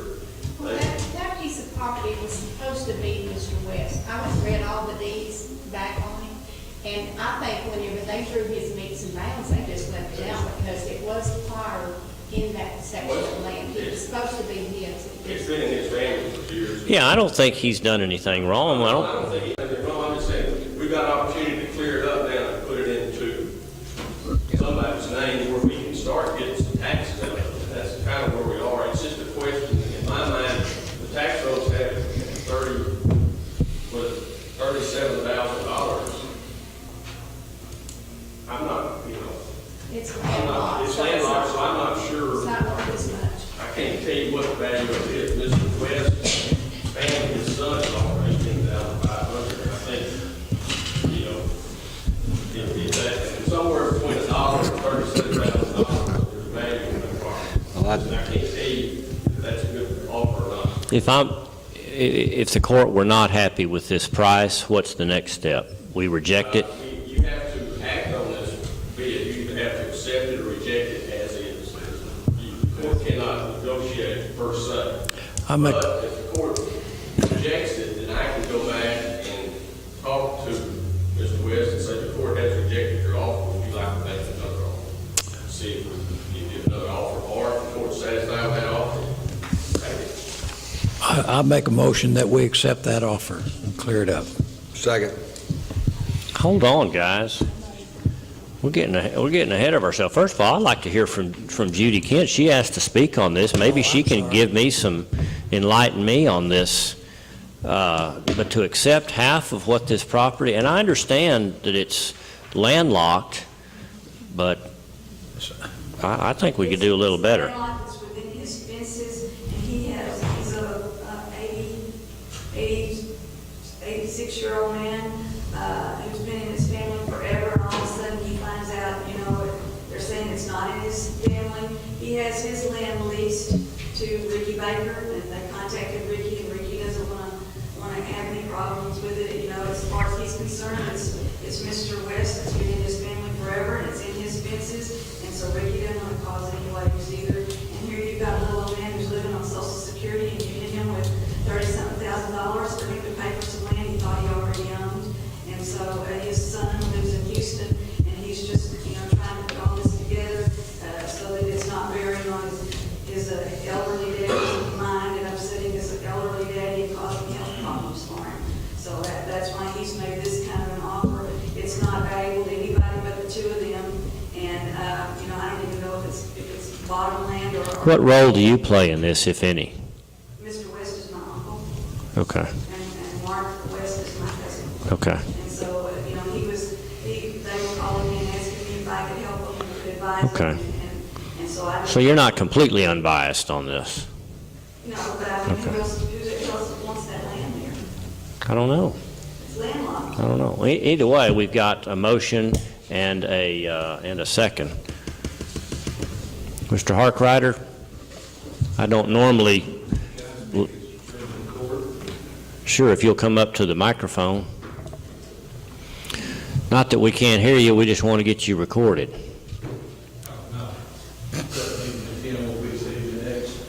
Will be what? Does that mean Tim will be arrested the next? No. Tim Ingram. I don't want to get him involved, he's ready to go to coffee shop. Could we not possibly, this may be the best one, and it seems like a fair way, but yet, there's going to be considered conflict here. I know it doesn't seem fair on one side to the man, but yet, if it's not open up to a bid for the public, then we've got a problem. Or I think y'all have got a problem. It was. If it's open up, there's no bid, then everything's on the other. Clarify that, Tim. I don't think this has ever been open for bid, has it? Yeah, it's been, This was a public auction. Okay. Courthouse steps, under the auspices of Sheriff Ingram. How long ago was that? This was in April of April 1, 2014. Oh, this year, okay. And it was advertised, required, everything put on record. And it's been available for anybody to bid on it up till now. This is 6 months later. For the first 6 months after the bid, the county can only accept either the appraised value or the judgment amount, whichever is less, for the first 6 months after the bid. So after 6 months, the county can accept any bid, but it has to be approved by the other taxing entity. Okay. So you have a bid now. So Well, I don't know that we're going to all of a sudden, clean this up and make it prettier and get a better bid. I understand what you're saying, but No, what I was saying is he didn't bring it up, that it had been opened and it was, in other words, he just said there was that one bid. And you could see that you don't want to have conflict of interest on any of this. It needs to be where the public sees it's on the up and up. And if there's been bids and nobody else wanted, I have no objection. It was posted downstairs on the bulletin. yeah, so we've attempted to publicly sell this. My point is that people need to know that this wasn't run through the back door. So did we clarify something for you? I'm still not following why you wanted to say. You weren't aware that we had already attempted to sell this? Okay. All right. If you stated it, I would have said the truth. Okay. All right. I've got a motion and a second to accept this bid of $18,500. I personally think that we should attempt to do a little better than that, but nonetheless, I'm going to call for a vote. All those in favor of accepting this offer from Mark West for $18,500 for this 8.91 acres, say aye. Aye. Opposed? And I'm opposed, but that's just me. 4-1, is that right? Yes. Okay. Thanks very much for clearing that up, and I'll get, was there a document I needed to sign on that second one? Okay. Accepting the bid, along with then when Mr. West presents the money, which he will, I'm sure. Okay. And I'll put the deed to sign, but as far as court action, there's no court action. All right. Thank you very much. You may be. Appreciate it. No. I cannot talk to the record, his car won't have to move, because he's getting there, and he needs to go downstairs. Let's jump back to item number 6. Consider and possibly approve adult probation, some miscellaneous items here. Several of these you all have already approved because I saw the invoices that had been signed off by all 4 of the commissioners, but I wanted to fully disclose all costs that are going into that adult probation area, that new area. And I think the signage and the blinds, you've already approved the invoices. I'd want to tell you about a couple of new items. Over there in that area, there is a conference/training room, and there is what's being called a jury room. Well, that jury room has no purpose right now. You can't even access the rest of the district court area until such time as we have a second courtroom over there. So it's an empty room with no furniture in it. We did buy some chairs and some small tables for their conference area where they can use it for training. An opportunity came available with the sale of Cypress Home Care. They were downsizing after the sale of their building, and they had two 10-foot-long conference tables and chairs. And those are nice conference tables. And in fact, I've already asked Commissioner Fields to go and pick that table up, hoping that you all will see fit to continue to own that. If not, there is another interested person that would like that table and chairs. For $250, we got a pretty decent 10-foot-long conference table and, what was it, 11 chairs? 11 chairs. 11 chairs, a bunch of trash cans, and I don't know what else. They gave us some dry erase boards for $250. After talking it over with Gilbert, they can certainly make use of that table in there. I don't know that it's the caliber of table you would ultimately want to use for your jury room, but it might be. It's not beat up or anything. But to put some furniture in that room where adult probation could use that as a conference room, or anybody else could use it as a conference room, I thought that it would be a wise buy for you all to consider. These individual items, let's see, just to run down those, there was $2,162 worth of, and all these expenses, by the way, will be paid by the pretrial diversion funds that are available, that Gilbert in his office had available to them, and they opted to use that to make these customizations there to their offices that were not included in the work that the county provided. And I'll just run down those. We've got window blinds, we've got a logo for the front door, a big decal, we've got individual logos, names, titles, etc., that go on each of the doors over there. We've got some nice brass room numbers that are above each door going into each office. Chris did arrange for all of this stuff to be purchased, and so there is a management fee of his typical 12% included in there. Then $250 for that table and chairs. That doesn't have any 12% management fee included with it. The bottom line total for that $2,162 worth of blinds, $580 worth of door logos, names, and titles, $336 worth of brass room numbers, $250 for a table and chairs for the jury room, conference room, and $369 of management fee brings you a grand total there, as it's stated in item number 6, $3,697.36 to be all paid out of the pretrial monies that probation has available to them. Do we need all that other stuff besides just the conference, the chairs and table? What do we use it for, the other stuff? What other stuff are you referring to? All those things, door decorations or whatever?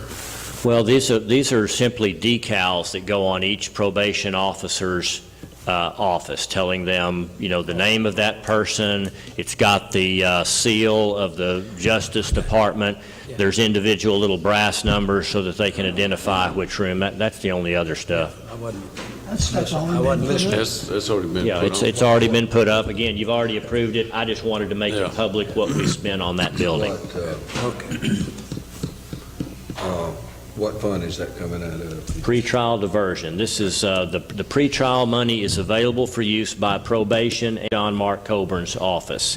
If you'll recall, that's what we used to buy the furniture over there, and they still had some monies available and requested that they be able to do these items. I don't have any problem with it. Make that motion. Motion by Commissioner Fields, second by Commissioner Hinton, all in favor of approval of this $3,697.36 to, I believe, complete the work in the new adult probation. I think we've got one more piece of glass we're going to replace. Is that the last and final expense of about $100 to replace that milky glass to clear glass. They decided they wanted clear glass coming off the street rather than a opaque glass that you couldn't see through. All right, all in favor of this, say aye. Aye. Okay, thank you. Item number 7. We'll consider and possibly submit a letter to the Texas Board of Professional Engineers stating the county's intention to comply with provisions of the Texas Engineering Practice Act as it relates to construction projects. We tabled this after quite a bit of discussion at the last time. I have made a slight adjustment to this letter, and I'll let Commissioner Riddle explain the request that he made to me to add another line to that letter. If you want to see a copy of that letter, Commissioner, I'll give you a copy of that. Oh, I have But as a reminder, this letter was made, this was drafted at the request of Rick Valdez with the Texas Board of Professional Engineers as the county's way of assuring him that in the future we will be certain to have the appropriate architectural and engineering services provided on any of our projects.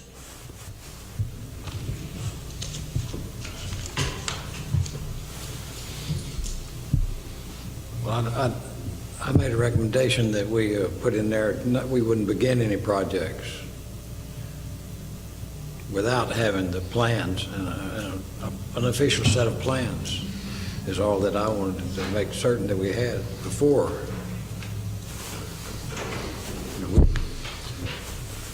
And I don't know why we need to put, it's helping the second paragraph, why we need that in there at all. We all took an oath of office to obey the law. We just failed to do it. Did anyone have a chance? That's why I encouraged you to contact Mr. Valdez, and if you had any questions as to why he was asking us for this, that he could explain that to you. I had a conversation with Mr. Valdez. And I know that Commissioner Hockaday did. I don't remember. Let me read this to you one more time. The main one that I like in here is that last one is Titus County Commissioners Court will not begin construction of any new project until we have an official set of plans that are signed off and stamped by registered architects and professional engineer. And that's, I don't have any problem with it. Okay. Are you going to read it? Yeah, why don't I go ahead and read it? And again, all but this last sentence was in the previous letter 2 weeks ago. Mr. Valdez, the county has just completed a construction project to house the adult probation department. Other construction projects are under consideration. We appreciate your guidance as to the requirements of the Texas Engineering Practice Act and how it affects our county construction projects. With your help and in cooperation with local architect Chris Basham, the Commissioners Court is very aware of the requirement that the county employ the services of architects and engineers on public projects such as ours. The Commissioners Court recognizes our legal obligation to comply with the laws of this state, and we hereby agree to those obligations for all future new projects where engineering and architectural services are required. Then we added, Titus County Commissioners Court will not begin construction on any new project until we have an official set of plans that are signed off and stamped by a registered architect and a professional engineer. That's the new letter? That's the new letter. Let me see that.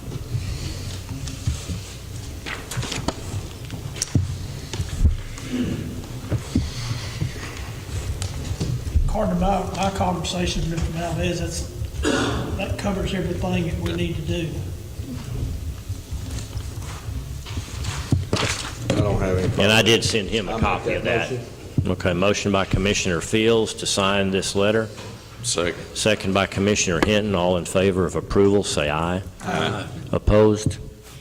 All right, thank you. It's got a place for each of your signatures, so I'll pass this down to you and ask for your signature, and then we'll send this out to him today.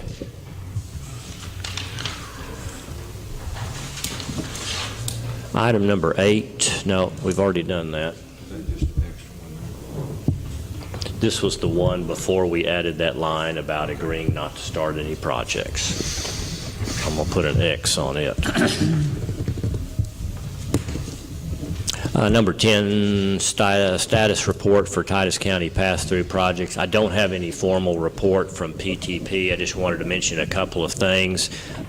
They are continuing to work, and actually PTP is pleased with their progress out on the intersection points of Chapel Hill Road and Union Hill Road where FM 4000 intersects. They are in the process of completing the application of asphalt at those points, and again we are expecting completion by Thanksgiving at those 2 points. They will continue to work. They thought they'd be done by early December. PTP really feels like they'll be here through the end of the year, completing all other work on the FM 4000 project before they go home for the winter, so that hopefully they have nothing left to do but to come back on May 1 or as soon after that as is possible with warm weather to complete the seal coat on the entire run of FM 4000 from the 271 new loop all the way out to the Chapel Hill Road. That's really all I had to say there, other than please don't drive on FM 4000. Right, Sheriff? Right. Please don't drive on FM 4000. Now, a lot of people try to use it for shortcuts. And I don't blame them. I understand. I'd like to be using it too, but the fact is it's going to tear up our good base, especially in the wintertime when it gets muddy and cold, and we want to have as little work left to do come next spring as possible. And since there's nobody out there really on a regular basis, especially after this company goes home, please honor the barricades and do not drive on that road. You go out there and have a wreck and you may not get found for 2 weeks. Item number, anybody else have a comment or a question on current work going on the pass-through project? We were supposed to have had a completed punch list on 271 as of last Friday. I would imagine there's still something left on that list, but Mr. Ratcliffe himself will be coming to Titus County for final approval supposedly sometime this week is what we've been told.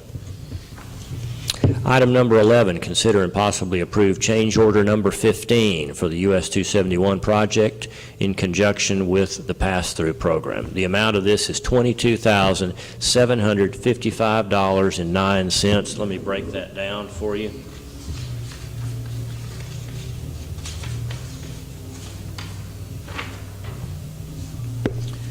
Install additional TxDOT small signs. These signs have been added to the project at TxDOT's request as part of the final correction list for the project. 12 speed limit signs, 8 route marker signs, all of which again were requested by TxDOT and they have been installed. Second part of this is a new pay item for relocating a large sign and covering small signs. This is required in order to fulfill TxDOT's request to move an FM 4000 large sign assembly and cover some small FM 4000 signs until project completion. The large sign assembly is located at the approach to County Road 2040 overpass and is currently blocked. The third item is an additional dead-end barricade. This is required to complete the final correction list provided by TxDOT. While the original contract included an item for dead-end barricades, the planned barricades are mounted on dirt. The barricade requested will be mounted on concrete, which will require different materials. This item accounts for the change in materials required to mount the barricade. $22,755.09. Here's how that breaks down. Right at $12,000 was for all the new signage. Right at $9,000 to relocate that large FM 4000 sign and cover some other small signs, and then $1,890 for a dead-end barricade materials change. $22,755.09. Make that motion. Motion by Commissioner Fields. I'll second it. All those in favor of approving change order number 15, say aye. Aye. Opposed? Item number 12, consider and possibly approve surety bonds for Ray Barrett, newly appointed Constable Precinct 2, Jewel Lee, Deputy Constable, and Lisa Toland, Deputy Constable.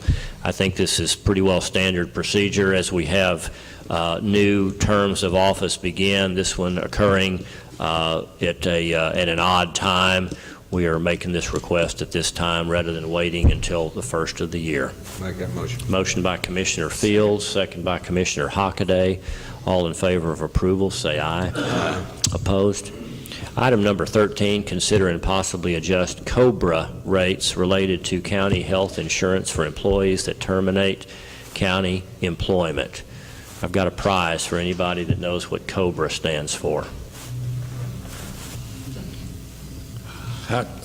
You got a prize? What'd you say? I've got a prize. What is it?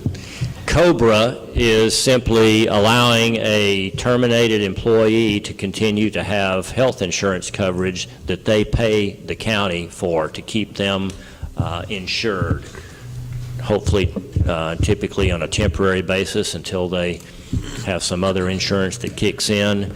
But each year, I guess, we have to adjust our COBRA rates depending upon what we're charging to employees.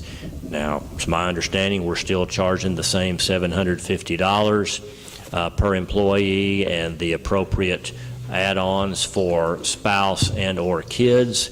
And after discussions with UMR and CAPS Insurance, all we can do is tack on 2% to that in the way of administrative fees. Comments from? We're just charging $150 per COBRA?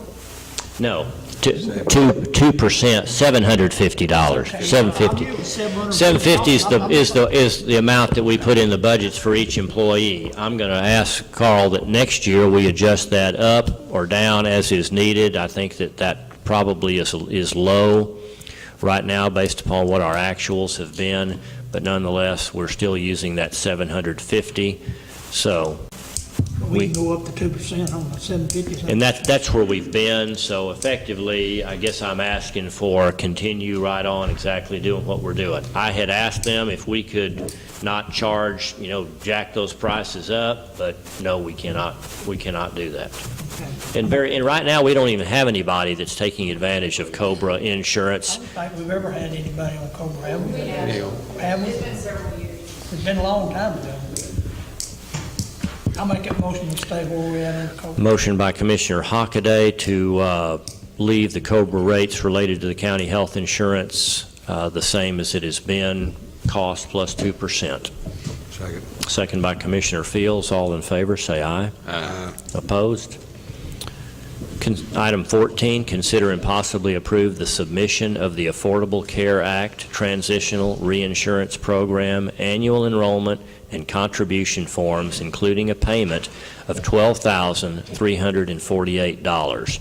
And this is one of the new costs that comes along with implementation of the Affordable Care Act, Obamacare, and Christie has worked diligently to put the paperwork together and has come up with a total. It's roughly what? How much is it? $63 per life, not just employees, but anybody that we carry as dependent as well. $5.25 per month, and you have to keep track of that. And how often do you have to submit paperwork or a report or a? This is due by November 15th. So it's an annual deal. You look at your calculations throughout the year and pay it once a year. Do we have an option on this one? Okay. This is part of the fees put in the plan, put in the law to pay for. I knew the answer. I just wanted to be sure we all knew that. $12,348. Make that motion. Second. Motion by Commissioner Fields and second by Commissioner Hinton. Christie? Has to be made by January 15th. So when I submit that today, that's when it's paid by. Okay. All right. All in favor of the approval of this submission and the payment, say aye. Aye. Opposed? Item 15, consider and possibly approve replacing carpet in the Justice of the Peace Office for Precinct 2, $4,940. If you'll recall, this will be the third installment of new carpet there at the Justice Center. 2 years ago, we did Judge McNutt's offices. Last year, we did the courtroom, and we left the Precinct 2 until later. It was in the best shape of those three areas, and so we tried to break this down rather than taking the whole some $16,000, $17,000 all at once. We're now left with this last piece, and this is the price from Shoemates that he had originally given to us, plus $300 was the amount that actual material had gone up since he gave us that bid 2 years ago, 2.5 years ago. $4,940. I make that motion. Second. Motion by Commissioner Hinton and second by Commissioner Fields to replace that JP2 carpet. All in favor, say aye. Aye. Item number 16, consider and possibly approve 2015 Titus County holidays. I gave you all a list, a couple of changes here. All I did basically was duplicate the same number of holidays, and I think based on the way that the holidays fell this year, it resulted in adding another day to the New Year's holidays and taking one day away from the Christmas holidays. But you certainly don't have to do that. I just reallocated those 13 days in what I thought to be, and Carolyn thought to be, a logical way of doing that. So again, this is the same number of holidays as is in 2014. The only thing I would call to your attention is that New Year's Day and the day after New Year's Day, that's a Thursday and a Friday. Now, is it prudent to give a 4-day weekend there for New Year's Day? That is one thing to bring to your attention. And then at Christmas, we've removed that. Last year, Christmas was on a Wednesday. Now we've got Christmas here on a Friday in this situation, and so that will give a 4-day holiday, Thursday, Friday, Saturday, Sunday, related to Christmas of 2015. All the others, I believe, are identical. Make a motion to approve the holidays As presented here. as presented there. Motion by Commissioner Hinton, second by Commissioner Fields to approve these this holiday list for the year 2015 to include 13 days total. Any discussion? All those in favor say aye. Aye. Opposed? Item number 17, and I've got a couple of folks that would like to address this item. Consider and possibly approve 2015 Titus County Commissioners Court dates and times. And again, I've given you a list there that spans the entire year as best we can, and we've looked at the things that typically throw us off a day or so, including vacations and holidays, and we are consistent with Mondays except for Memorial Day in May, and then in October, that is Columbus Day, and that bumps those meetings to the following Tuesday, the next day. And both of those, one of those is a 6 p.m. Tuesday, and one is a 9 a.m. Tuesday. Mr. Harkrider, would you like to speak to this? And then Jimmy Parker as well has asked.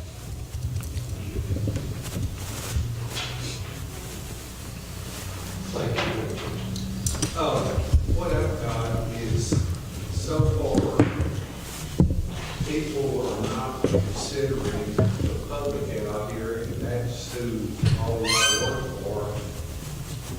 This of having, like, it come out in the Saturday, Sunday paper, and then having a meeting on Monday the next day, doesn't really give people much time to get up here to express their opinion, and we're playing with their money. I mean, these people taxes that pay everybody's salary. This, having it in the morning, most of these people are small, little people that have families, and they have to make a living, they have to work. And most of them will work that, or even they work graveyard, and they have to sleep. I like the idea that y'all came up with last year, and I would like to see it continue to have some in the mornings and some at night. And that way, if they don't come at night, that's their own fault, because they've had the opportunity. The other way, they can sit out here with little people and complain because you're doing it in the morning because they're working. Well, if you have it at night, they have no complaint. But this way, it gives opportunities for people to attend and be a part of what they're paying for. I would like for somebody to make a motion that it continue and a second, and hope that y'all will give this consideration. And just so I understand, you're referring to the dual morning, evening, each month, and that's how I've got it on this proposed schedule. And we did approve that to be indefinite back a year, or a little over a year ago. That was supposed to be a year-to-year deal. We didn't stipulate that. November, December, that y'all have to approve the dates again each year. Well, and that's effectively what we're doing here. I just wanted that everybody be considered, all the small people out here. Thank you. Jimmy Parker.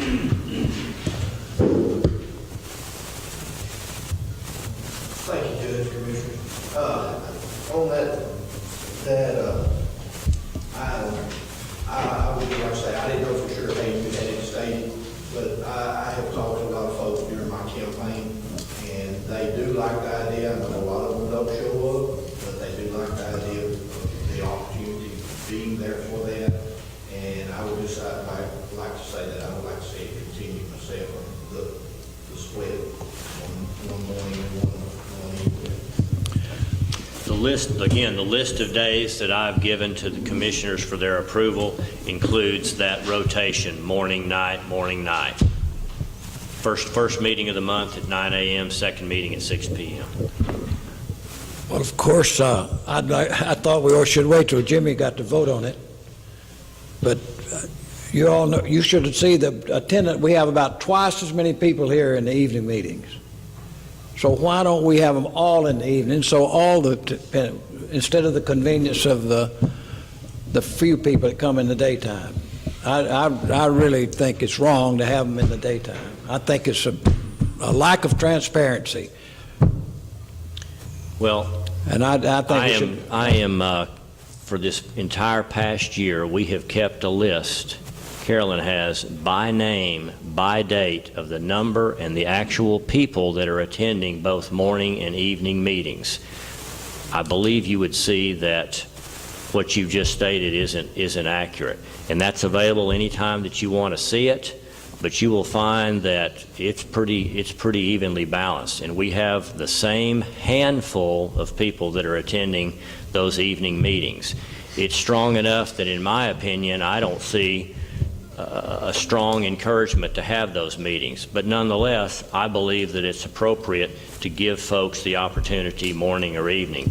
But the list that I'm keeping would certainly not indicate that there's a stronger nighttime attendance. And we're probably the only court in the state of Texas that does it at night, too.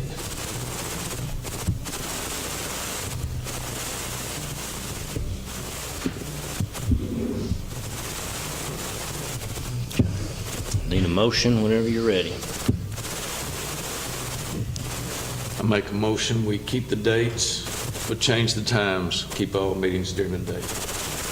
I've got a motion by Commissioner Hinton to maintain these same dates, but as an alternative to 6 p.m. meetings, making 100% of the meetings, at least the regularly scheduled meetings, at 9 a.m.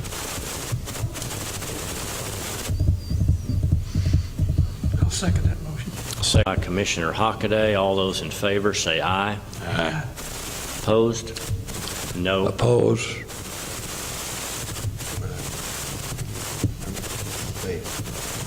That's right. Okay, I've got 3 votes to change the times of these meetings all to 9 a.m. All right. We will keep these same dates here. Carolyn, if you'll revise this to adjust all these meetings back to 9 a.m. Until, are you putting a time stipulation on this? Until it's revoted on? Okay, let's add that. That for the time being, until voted otherwise, we'll keep these meetings at 9 a.m. The yays were Commissioners Hinton, Hockaday, and Fields, and then Commissioner Riddle and myself, no. Okay. Item number 18, consider and possibly approve travel and seminars, and we do not have any as of this morning, and I think that's still the case. Moving on to item number 19, approve oral and written reports of county officials.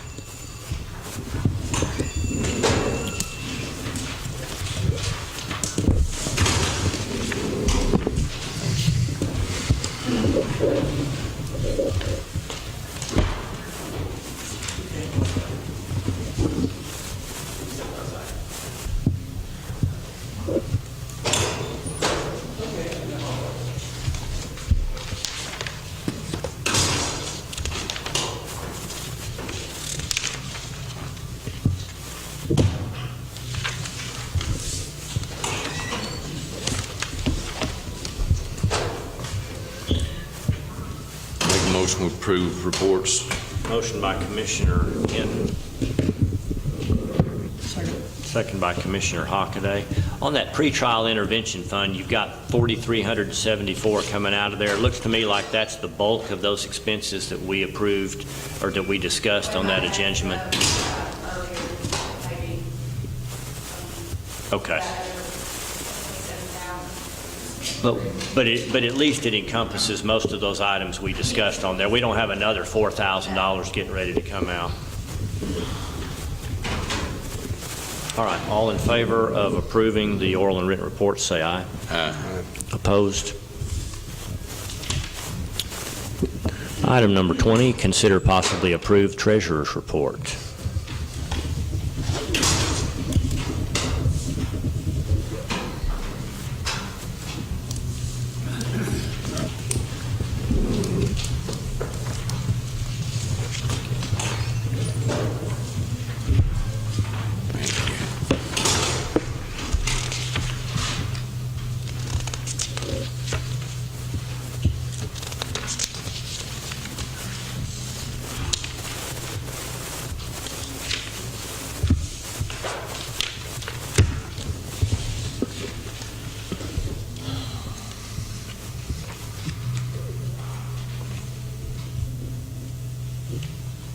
Approve the treasurer.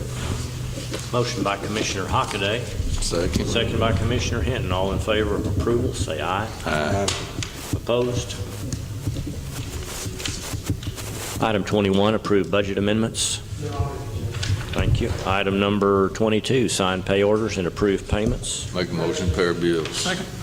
Clear all the bills. This is the regular set of bills. Those It's the add-ons. sheriff's first full week at work, so she didn't get y'all these, she didn't get y'all all of these live checks and things during the months and during the week. So you get to- Would anybody like to see these live checks?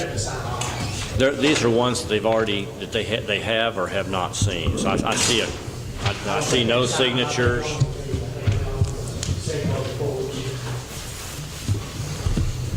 Okay, before I call for the vote, would you guys like to look through these, those add-ons to the main list? Usually she puts those in the room and we look at it, she wasn't aware of that. Part of the step.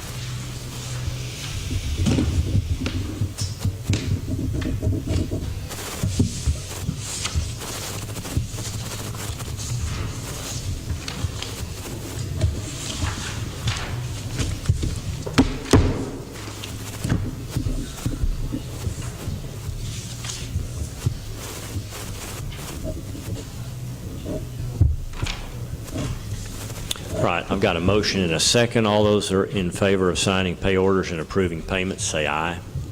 Aye. Opposed? Item 23, closing comments, if any.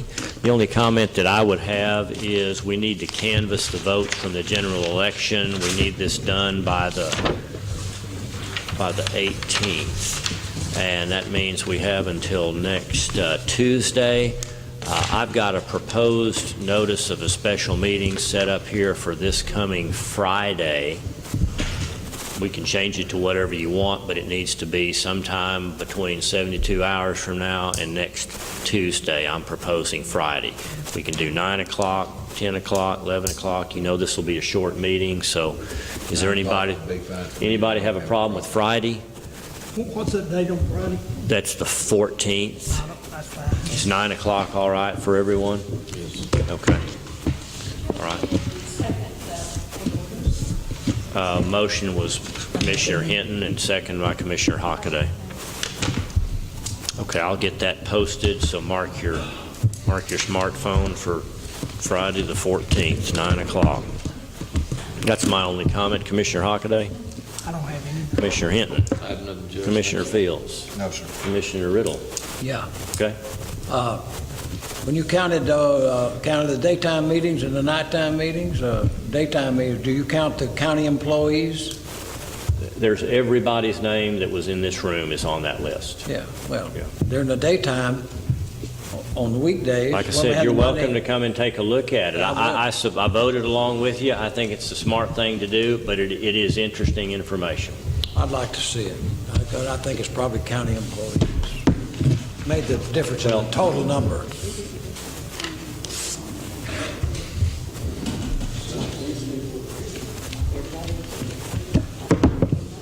I don't think some of the county employees. Okay, Carolyn's clarifying something for I'm me. sorry. If it's somebody that has to be here, we didn't put them on that list. What if it's somebody that wanted to come and listen to a point from one of the other departments? Are they included on there if they're an employee? Now, the ones that I knew were county employees, so some, I don't know everybody's name, but ones that I knew were county employees, I did not include their name Yeah. on there. But the main objective was to identify members of the general public that were attending this. Okay, so maybe I'm wrong. But either way, we've got them by list of names, and they're in frequency order. In other words, the regular attenders are up at the top of the list, and it'll show you year to date how many meetings they've been to, both day and night, all the way down to just people that have come one time. But Carolyn's got that. Okay, anything else? No. All right, thank you, everyone. Have a great day. When did you slip in? I'm not gonna. Oh, we're over. It's already over, sorry. Call the meeting to order. You got your carpet, by the way, Make a motion to adjourn. but it's some used indoor-outdoor that we had at the maintenance facility. He made a motion to adjourn. Oh, thank you for that motion. Motion by Commissioner Hockaday, second by Commissioner Hinton. All in favor, say aye. Aye. Y'all okay with the journey? Yes. Thank you. I am.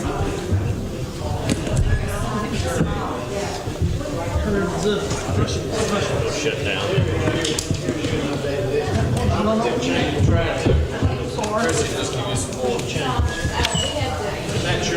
Well, I think I already had, I already had this.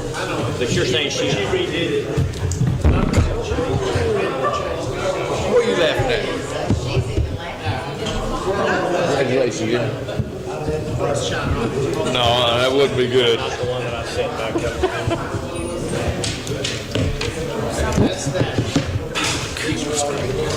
A redo. Which I haven't. So I have to redo my. How you doing? Did you redo the numbers too? There's like 4 of them. Oh, okay. All right.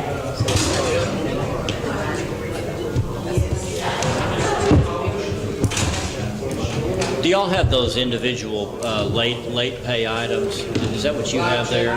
Live check items? Personal education for in the morning, for the Vietnam. This is where she redid that. I'm gonna be here, 10 o'clock. All right. And I asked Steve, How you doing? I asked Steve for like Charlie Collier. I mean, he was in my class, but I don't know if that is Brett Collier's uncle. I don't me either. I mean, you know. Well, can't help you. Well, I know you graduated a bit before I did. How are you? You tell me what you want me to do and when to be there, and I'll Just be be there. there and you can. Why did I think it was 9 o'clock? It is 10 o'clock. 10 o'clock, and you can help me welcome everybody. You do the first welcome of the night. I'll be there a little bit early. Make sure that the family. There's one more. Not anybody talking.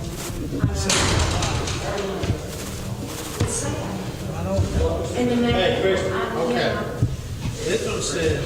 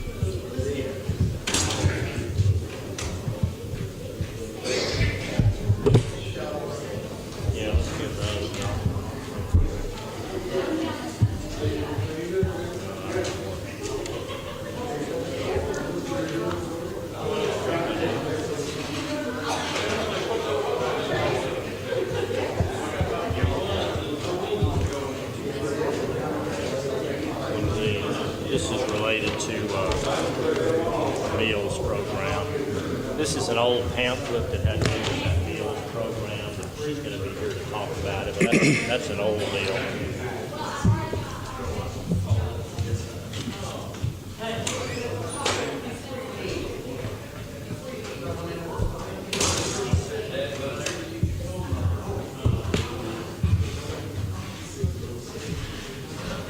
Yeah, thank you.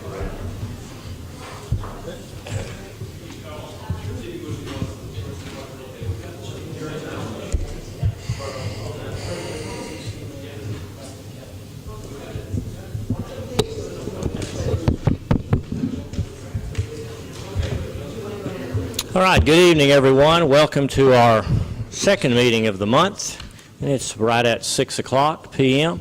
So let's begin. We'll start with a prayer and pledge of allegiance. If you'll stand with us. Commissioner Fields. Let us pray. Dear Heavenly Father, thank you for this day and all your many blessings. Dear Heavenly Father, we ask you to be with this court.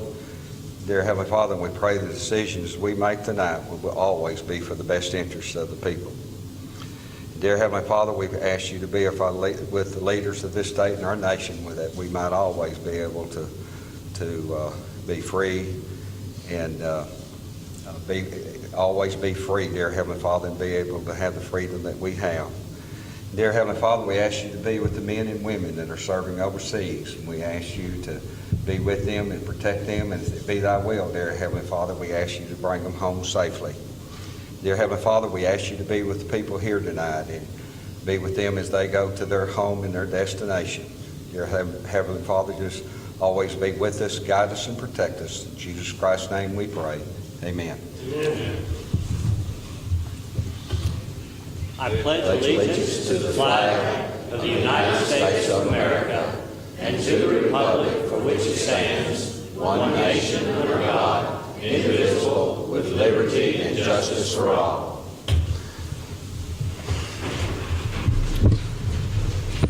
All right, tonight is the 27th of October, 2014, 6 p.m. This is our special meeting, our second meeting of the month, our evening meeting.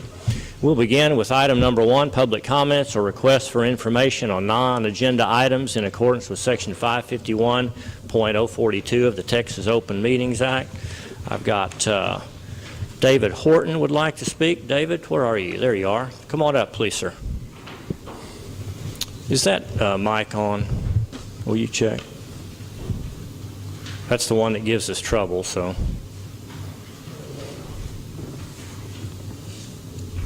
How about that one? Is that one working? Is that one working?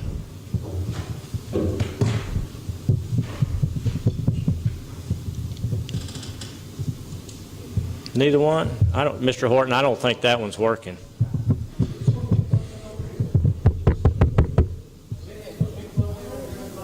No? They're just wireless. They're both wireless and they're both on?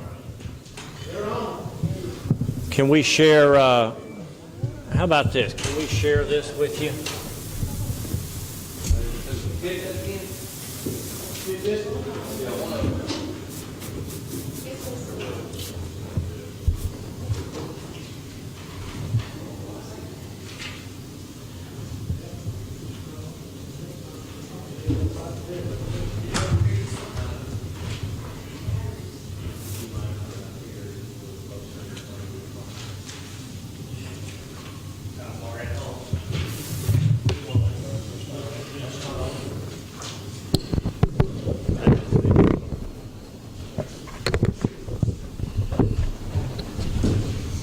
Thank you, gentlemen. It's been a while since I've had the privilege of appearing before you, but I'm concerned tonight, wanted to bring it to your attention.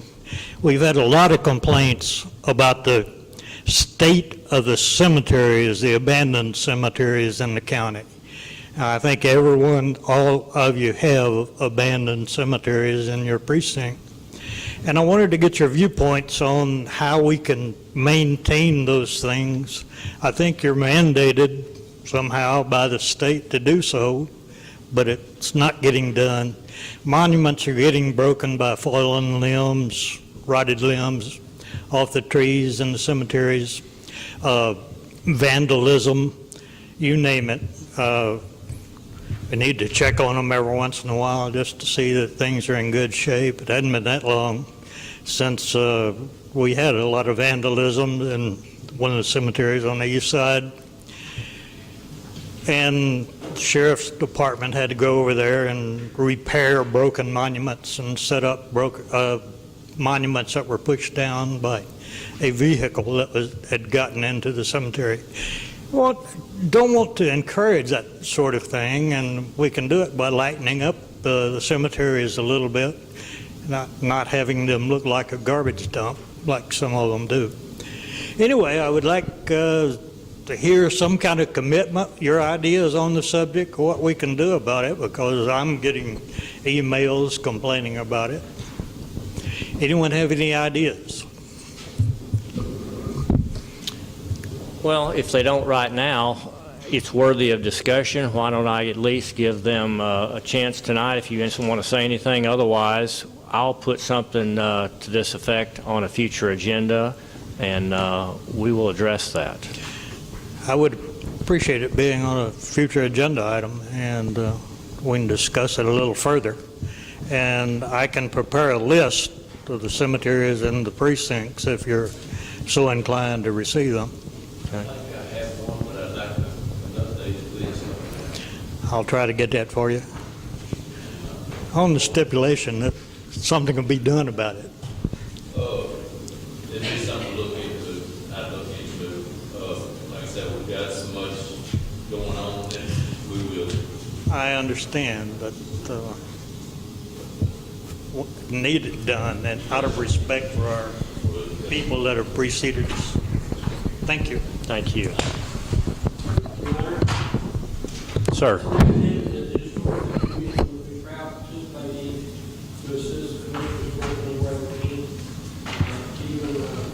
We have a program just underway to approach community centers, such as Martin Community Life Football, Minnesota, Super Shack, some of the marketers whose patriotism, the citizens in those areas, and against those over.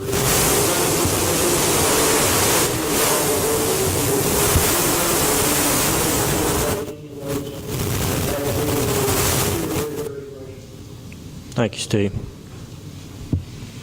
Anybody else have anything to say at this time?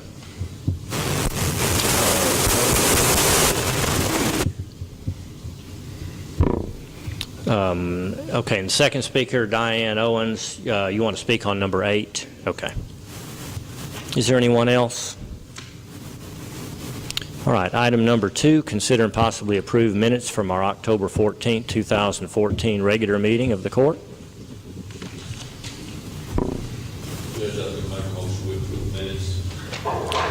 Motion by Commissioner Hinton to approve those minutes. Second. Second by Commissioner Fields. All in favor, say aye. Aye. Thank you. Item number 3, status report for the county pass-through projects.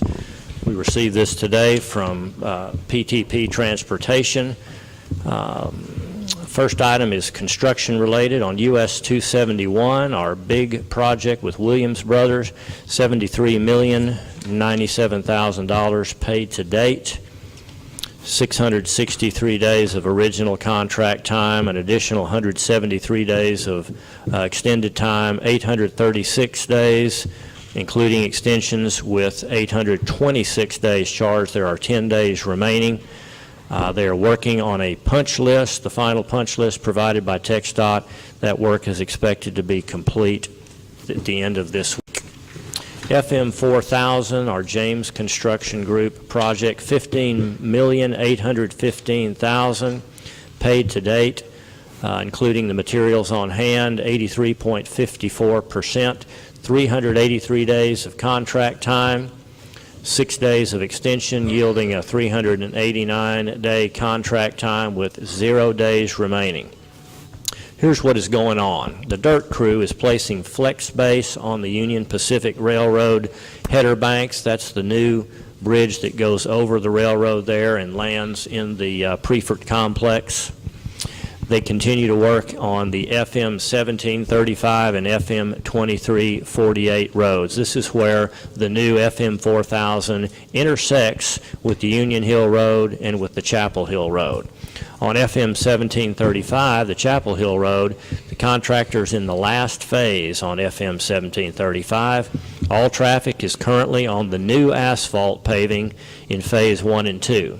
They're currently reclaiming the flex base from the detour and has begun to place the embankment for Phase 3. 1735 should be completed within 3 weeks.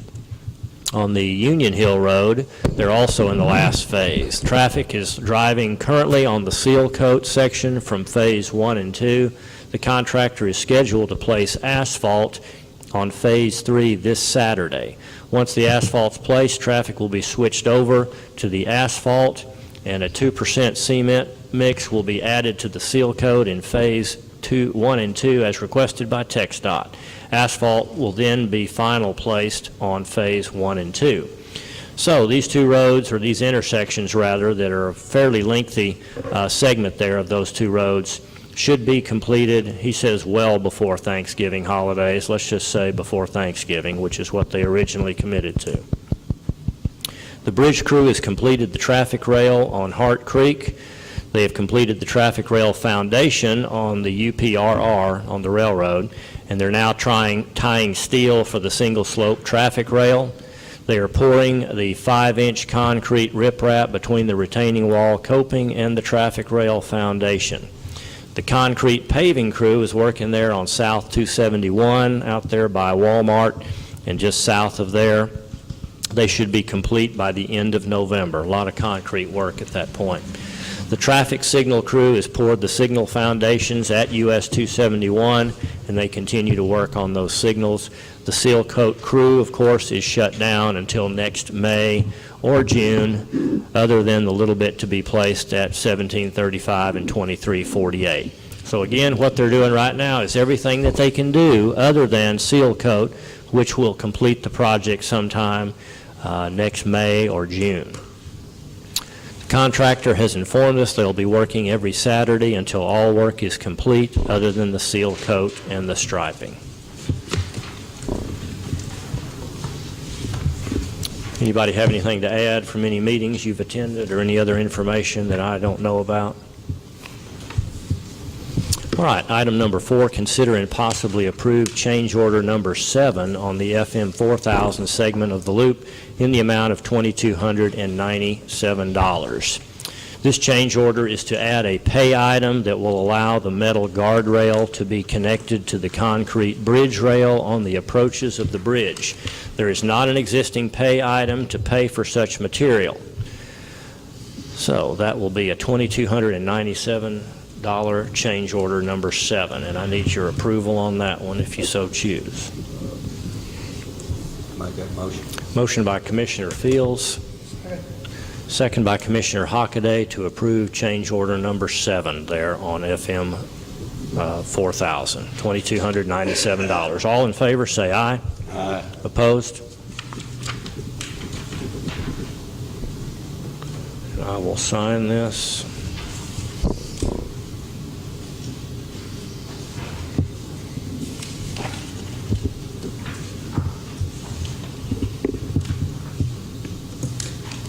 Item number 5, consider and possibly approve a resolution to authorize the county to make a grant to NETO Meals on Wheels in the amount of $1,372.75 to be used between February 1 of 2015 and January 31 of 2016. And she's way ahead of me. Welcome, Beverly Logan. Thank you for coming and helping us make this decision. We tabled this at our last meeting because we honestly had a couple of questions we didn't know the answers to. And please tell us what you can about this program and why we should be a part of this. This is something that the state has made available. Can I get you to come up? Have we got a decent? Neither one's going to work. Could I get you to borrow Commissioner Riddle's again? And again, we just do this mainly to get you on the recording. Yeah, just push that name. Yeah, that'll be okay. Thank you so much. Okay. This is what we've been doing. The Department of Agriculture made this grant available to meal providers back in 2009, and we've been doing it in each one of our counties, including Titus County, since this began. I made you a copy. The first sheet that I made you is talking about what is required by the counties, and this is the Department of Agriculture. This is their website. And it says counties can bring TDA dollars to their communities by making qualifying grants to meal providers. And this monies that NETO asks that you do a resolution came from the state. It's based on 0.25, which is a quarter, for every senior citizen that lives in your county according to the 2010 census. That's where that figure comes from, not from NETO, but from the Department of Agriculture. If we do not get this resolution from the county, then there will be no TDA monies allocated to Titus County. Now, why that matters, one way or the other, will we continue to serve meals? Yes. We will continue to serve your meals. I made a copy of all of this stuff, and I'm going to go over it really fast, and then I'll answer your questions. On the very last page of this little packet I passed out, there's 21 serving days in August. I used August for an example. We have served 1,494 meals for the month of August in Titus County only. And at 21 days, serving days, we're serving 71 home-delivered meals a day in Titus County. Those meals are being prepared now since we no longer have the congregate, which was taken by the Council of Governments. We don't have the congregate meal program anymore, so we're not cooking in Mount Pleasant. We are cooking these meals in Mount Vernon because we don't have the meal center here anymore. So we're still bringing over 71 meals a day. And if we do 71 meals a day and we have 250 serving days, that's how many we're required, days that we're required to operate by the state of Texas, that's 17,750 meals that we'll serve in Titus County. Not all of our counties, this is just Titus County, okay? And I made you, I brought my Tribune because they were, I wanted to kind of correct some things. It doesn't make any difference what your total budget is. If NETO has a budget and it's $200,000 for Head Start, you cannot use 1/4, 1 50-cent piece, nor $1 from Head Start to help purchase one meal. It is allocated per program by the state. And these programs do not work interchangeably. It is separate programs. So if our grant is for $1 million and 800,000 of that is Head Start, we still wouldn't have much for meals because you cannot interchange the programs. That's a big no-no. You can't do that. So the total budget of what we have is not in relation to what is in the meals program. Page 2 of this is a copy of what we actually, this is our contract that we signed with the Department of Aging and Disabilities this year. This is our actual worksheet, budget sheet that we signed with the state. We serve 2 different types of meals now in Titus County. We no longer do the elderly, aging home-delivered meals. That is now done by Texarkana Senior Services out of Texarkana. But we do the community care. Beverly, you just said they also are delivering some meals? They are doing the aging. Okay. I think you'll have to get with them, but when we were doing aging, we were doing about 5 a day in Titus County. So they're doing the meals at the meal center as well as a handful of home delivery? Yes, they're doing about 5. Or that's what we were. It may be more, it may be less. I don't have any record of that. I don't have any knowledge of that. I'm only talking about what we're doing.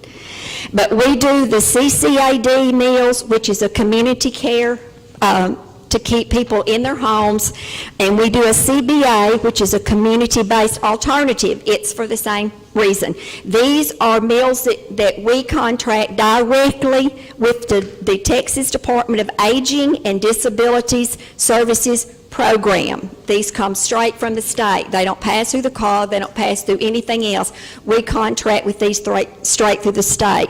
This year, they are saying, based on what we've done in the past, that we'll do $42,000. We've already signed this contract. This contract we just signed will run through September through August of next year. So this contract has been signed, negotiated, signed, and in place. And they're saying that we will do, based on last year's, 57,330 meals.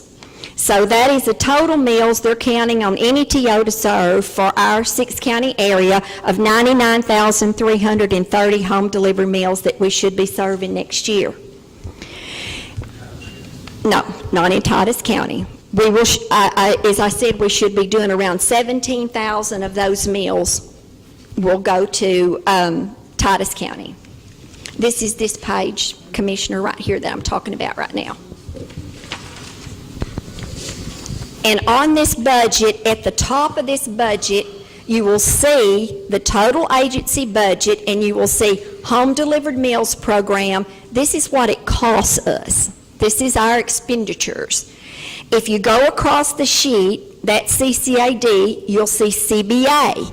That's what it costs to do the CBA meals. It costs NETO the $659,936. Where these expenditures come from is based on our general ledgers and actual expenditures of what it costs for the program, which we go over these with the people that come from the Department of Aging every year. We go over all of our expenditures and see if they can help us figure out how we can cut this and cut that and bring our rates down as low as we possibly can. So the bottom line of all of this is, it costs NETO $6.59 a year to do a CCAD meal, and we get $4.95 back from the state.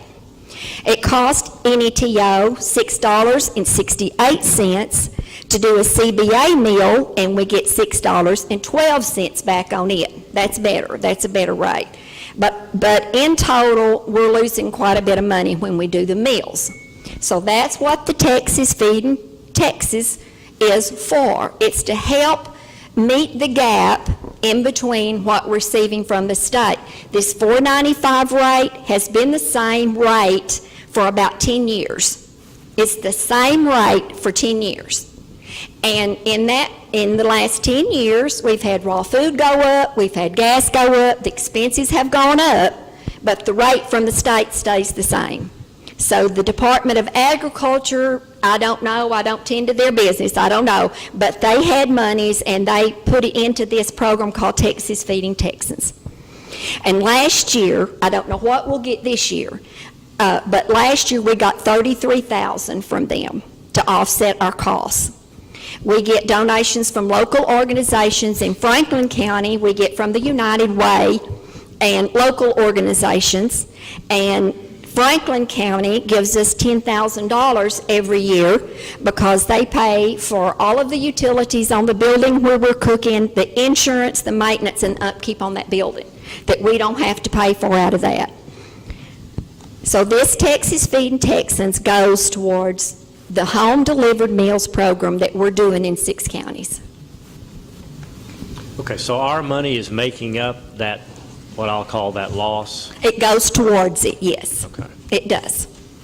But the main factor is it's the counties that brings the grant, not NETO. If you don't do the resolution, then that portion of the Texas Feeding Texans that would help pay will not be here. It won't go to Texas. It won't go to Titus County. It says it very clearly on the front sheet that I handed you. That's just the way this program is written. The other counties, the other contracts are not written like that, but that's just the way this is written, and you can read it for yourself. So our $1,300 goes towards making up which of those figures? The 17, well, on your, yes. Both. The 68,000? Both, because in Titus County, if you look on that last sheet, we're serving both CBA and CCAD meals here. It'll show you on that last sheet there. right here. We're in Titus County in August, we served 845 CBA meals, 208 CCAD under, which means they were younger than seniors, and 397 that are elderly. So we served, that's where we get the $14.94. And we do not determine who gets these meals. Dad sends these names, they fax them to us. There are case managers, and they work for the Department from Dad's, from the Department of Aging and Disabilities, and there are case managers assigned to every county. And when a person gets out of the hospital and starts to go home, or a person is no longer, doesn't have the way to be in the nursing home or anything, these community-based alternative meals, they will go out and visit with them, and we get a fax and say, in Titus County, Miss So-and-so, Mr. So-and-so, they live here, they need a meal. And that's when we start them. We don't make that determination, the state does. If Titus County was to choose not to participate, tell me exactly what would happen. There won't be any of the money that we got last year. There won't be any of the Texas Feeding Texans money come to Titus County. And how will that impact the residents of Titus County? What we used it for last year was to fill in the gaps for every county of where we had shortfalls. If that happens and you don't, then, we won't, there might be someone that might need a meal, but they'll go in a nursing home and stay for a week, and then they'll come back out. And so we don't deactivate them on the roll and make them start all over, because we know they're going to be back out. They're just in there taking rehab. And so when we do, but we won't be able to do that, because we won't be able to carry them. It's just going to hurt us even worse on the money. So will there be less meals served in Titus County if we discontinue our contribution? there'll be, if none of these resolutions were passed, there would be less meals served everywhere. I'm asking about ours and ours only. What will be the impact to our residents if we choose not to participate? Yes. Yes? Yes, there would be an impact on the amount of meals that are served, or how many. It's not just that NETO would suffer a bigger loss, but you'd keep serving the meals. You'd actually have to reduce the number of meals? We would have to reduce the number of meals and the number of people that receive those meals. I thought that we hired this outfit out of Canada. It's Art Tech Council of Governments, and they have a program called the Aging Meals Program that has the senior citizen. We had it all those years, but now they have it. You didn't hire them, they took it. The judge is a secretary, he's a treasurer of that outfit. Exactly. That doesn't have anything to do with us anymore. Okay, the entity that's actually serving the meals is called Senior Citizen Services, right? It is, yes. And they're the ones doing that. I know you are. It's you're confused. Tell me how I can help. NETO's building burned in Mount Vernon. Yes. So you moved over to Mount Pleasant and you cooked your meals here. Yes. And delivered them back, I guess. 6 counties. 6 counties out of here. Yes. Got your place repaired in Mount Vernon, you moved back. Yes. Left this vacant. No, we didn't. That's not the way it went. What happened was, we were still serving meals in Titus County, and Art Tech Council of Governments decided to run it themselves, and they brought Texarkana senior citizens in. We were serving meals at the meal center right up until they took the program. Up until the day they took the program. It was never vacant. We were there. We were, yeah. Yeah, we didn't stop. No.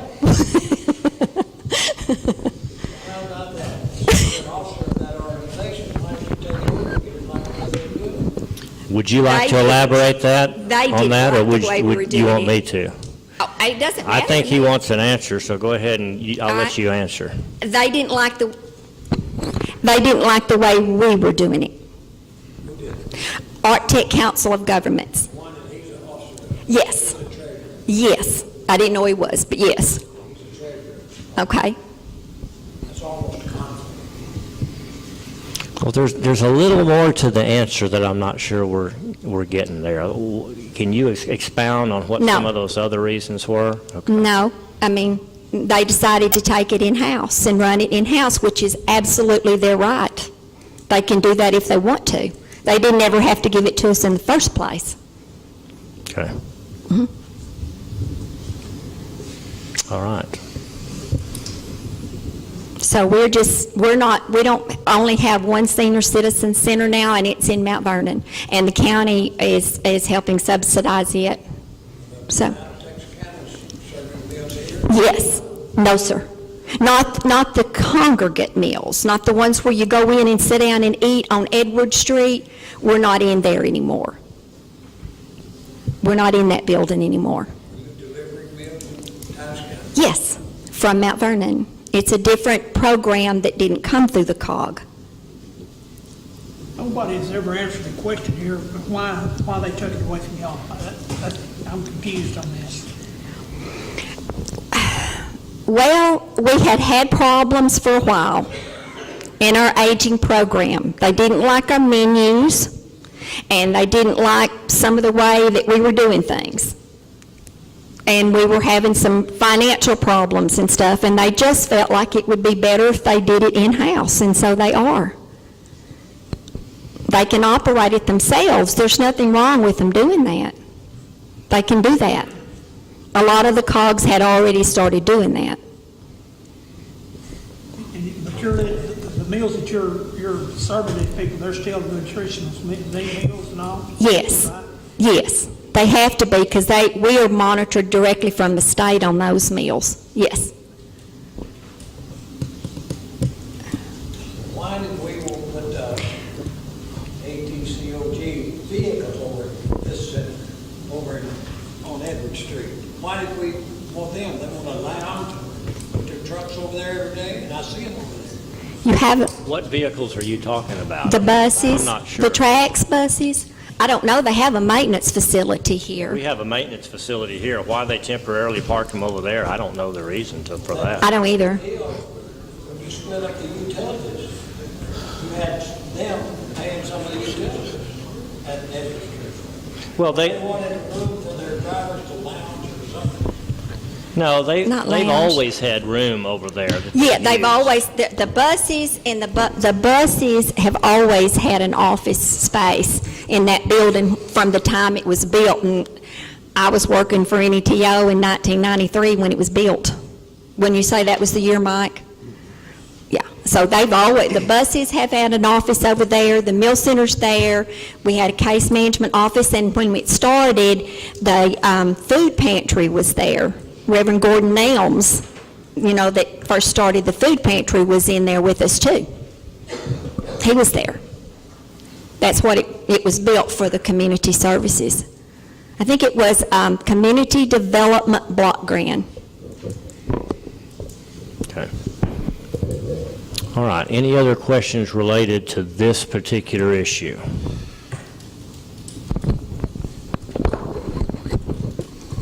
I make a motion that we give the grant of $1,372.75. Okay, got a motion by Commissioner Fields. Almost went and sat down, I forgot. I'll second it. All those in favor of participating by approving a resolution to authorize the county to make a grant to NETO in the amount of $1,372.75 to be used over the year period from the 1st of February to the end of January of 16, say aye. Aye. Opposed? Are there any opposed?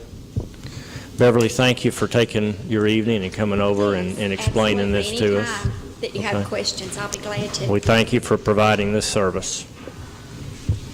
Item number 6, consider and possibly award bid for expansion of the computer room. Thank you. I visited with Chris earlier, and we're still not happy with the prices on this computer room. Chris, anything you want to elaborate on that, or I'm going to ask you all to consider tabling this again, but Chris, if you want to say anything about that. No, we're just trying to get more more bids, as the court requested, we're trying to get more bids on it, and we're going out on one person, one. Okay, we're going to need to get you on a mic. I'm just going to have a personal meeting with different contractors one-on-one and trying to encourage them to bid on it, and trying to get the price down. And we're also rescoping so we can lower the scope. We had that question on that table in there that was running up the high cost. So I've reduced the scope, and I'm just going one-on-one with these guys, explaining what the project is, and we'll get some new prices in. So and I won't come back to the court until I get at least 4 or 5 prices, new prices. Okay. All right. Would y'all be willing to table that one more time? Make a motion, table. Motion by Commissioner Hinton, second by Commissioner Hockaday to table the award of a bid for the expansion of the computer room. All those in favor say aye. Aye. Opposed? Item number 7, consider and possibly award bids for the remodel of the Ratliff building. We went out for bids on this over a month ago, probably 6 weeks ago. We had delayed it because they had asked for some more time. We actually had 3 primary bidders bidding on it. At the last minute, Stansel Construction decided not to bid on it because he was too busy with some other stuff. So he actually pulled his response. So we didn't get it from. The estimate on the construction was $185,478. We got 2 bids in from D'Angelo Development, one at $184,500, and then from Richard Jones at $193,000. So they were in the ballpark. We've got the 12% design and construction management, and then we also have, as we discussed last time, I'd estimated it was going to be $5,000 to $6,000 for the engineering fee, which we need to do for the state Texas Board of Engineering. And that's actually got bids in from the mechanical, electrical, and the drafting that they've got to do, and a trip up here, and it came in at $6,400. So the total of everything is $213 using the D'Angelo bid, and $222,560 using the Jones bid. Go back, and there's been some questions on the design and construction management. Please explain that that's you and what you're doing for that 12%.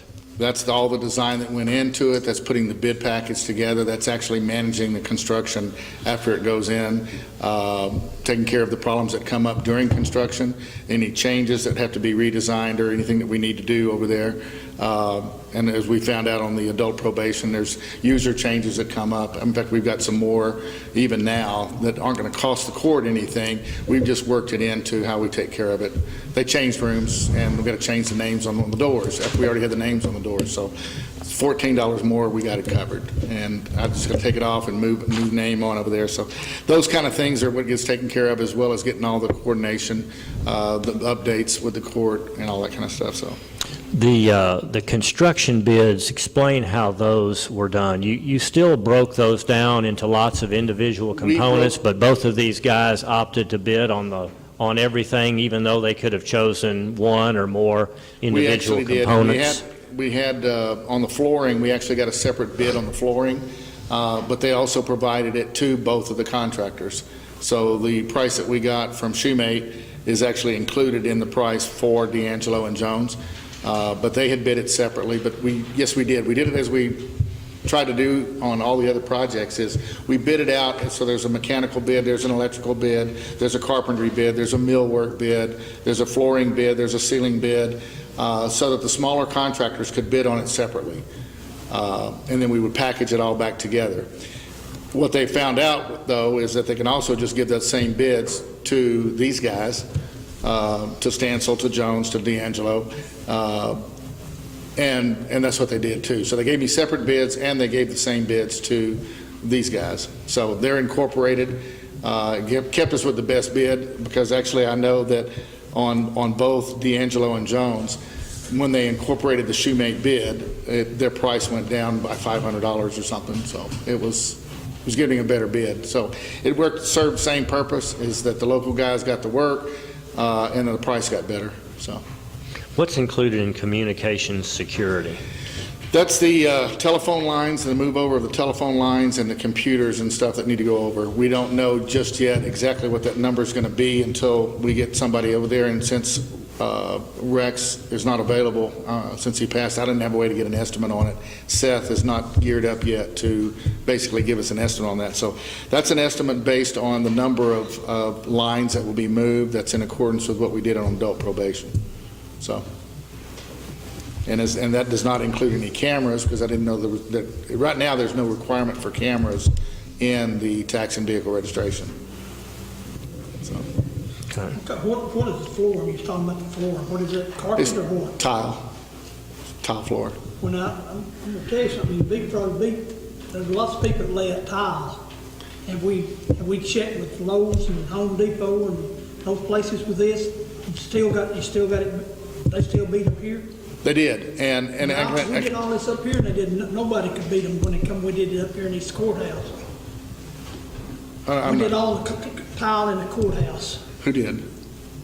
The Commissioner's Court did, and we had Lowe's did it. They had a guy that did it, and they beat everybody else but doing it. You know, when you bid these out as separate projects, everybody has a chance to bid the individual separate projects. If I don't get any bids, I can't present anything to the court. What we did on adult probation was exactly that.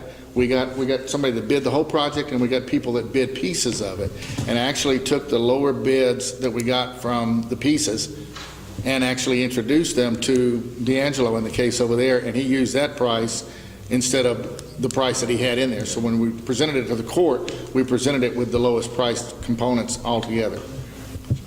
On the adult probation, did Shoemate have a different contract? They did, and they weren't the low bidder, though.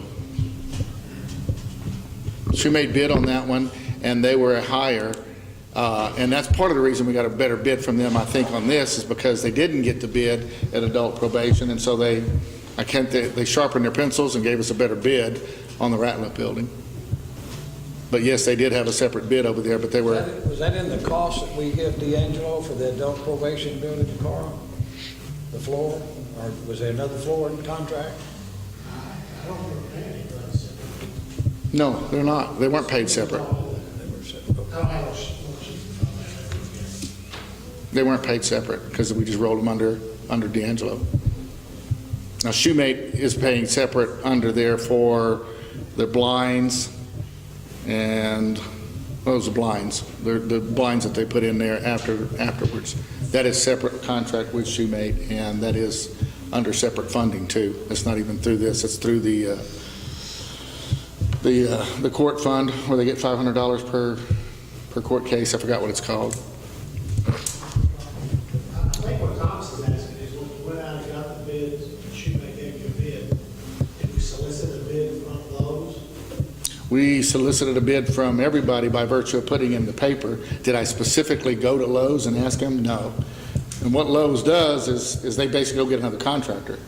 Lowe's does not actually install it themselves. They have subcontractors on staff that actually go and install the Lowe's materials, but the actual contract labor is contracted through one of the subcontractors here local. Exactly what they did up here. Yeah. They had somebody on the staff. But you make a payment to Lowe's for the work. If you do that, yeah, that's the case, if they were the low bid. I mean, the same thing could happen with the Shoemate here. If you wanted to, you know, the D'Angelo price and the Jones price has the Shoemate contract in it. If you didn't want to pay them, we could take it out of the D'Angelo contract and pay Shoemate directly. It's the same dollar amount. It makes no difference which way it goes. It's just a little easier mechanics-wise to just put it all into one, and then that makes either D'Angelo or Jones responsible for paying Shoemate. If you'd rather pay Shoemate separately, we can do that. You know, how much we're paying, Chris, it looks to me like over the weekend that you go around and get these bids instead of just putting it in the paper.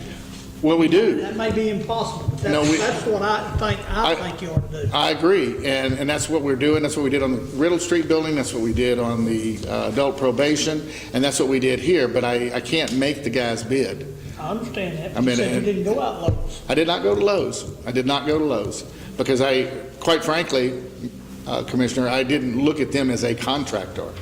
Can I do that in the future? Absolutely.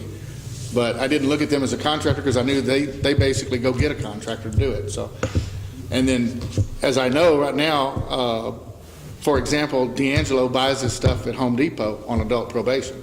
So he was getting it from Home Depot anyway, so it's still buying local materials.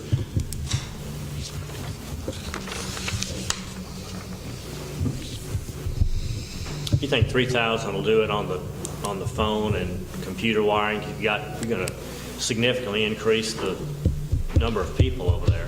You got 12 people that'll be going over there, or 13, I guess it is. This is really just putting the wire in the walls. That's all this Exactly, is. exactly. And it pleases the court, I would say, I'm just giving you the estimate right now. If you want to wait till you get a hard number and we know exactly, there's no problem with waiting to do that. So you could hold on that until we had a hard number. Security, what kind of security would you anticipate? A alarm system there? That would be it. I mean, it would be the alarm, but I've learned from adult probation, they've got not even hardwired units. They're mobile units. The whole pager system, it's basically their panic button is all mobile. So it's not even hardwired in. It's just a button that they carry with them and set them on their desk, and that's their panic button. Okay.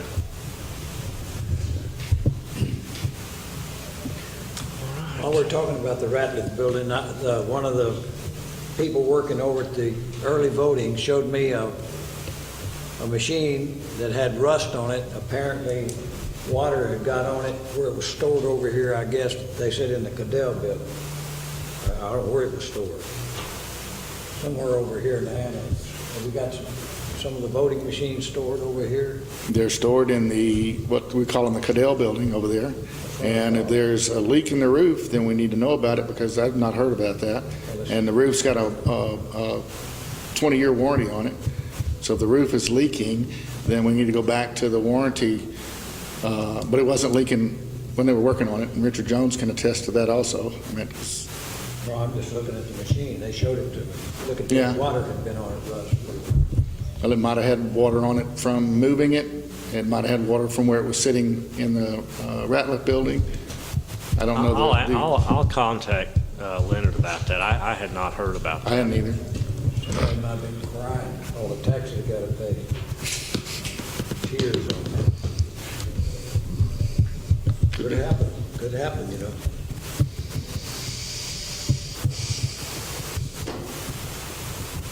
I really don't understand why Judy Cook, I know nobody wants to hear it, that there's enough room in that cafe we're going to build, a Cadell building, and put Judy Cook in. I know there's a difference in the floor.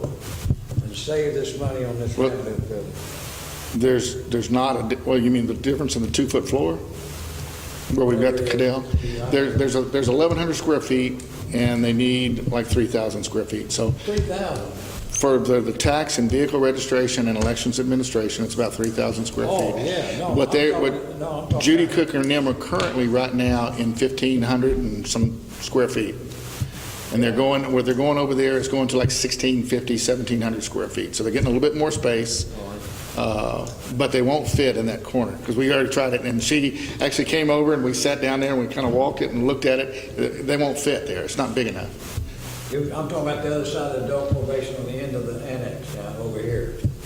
Other side of The corner. The corner with the Cadell building. The Cadell. And the coffee shop. That would be big enough, except you've got the 3-foot drop in the floors. Let's put a handicap ramp. Then you eat up, and we looked at that. Actually, we did, Al. We looked at it. What happens when you put the handicap ramp in there with the slope that you got and dropping it 3 feet, you lose 45 feet of run, 4 foot wide. So you eat up, what's that, 45 times 4? It's about 200 square feet that you eat up just putting a ramp in there. So that was one of the problems. We looked at even putting adult probation over there and keeping them on the back side. That's why we diverted from that and made that the storage. Could you move elections administration all into the Cadell building? I think you could, as long as you had someplace else to vote. You could have the administration and all the storage, and they would fit in the Cadell building, as long as you kept them someplace to vote. And they're still having to move equipment. So, but again, all of this is stuff that we discussed early on when we were doing the planning for who was going to go. I know. I shouldn't have brought it up. That's reading tears, all the taxes.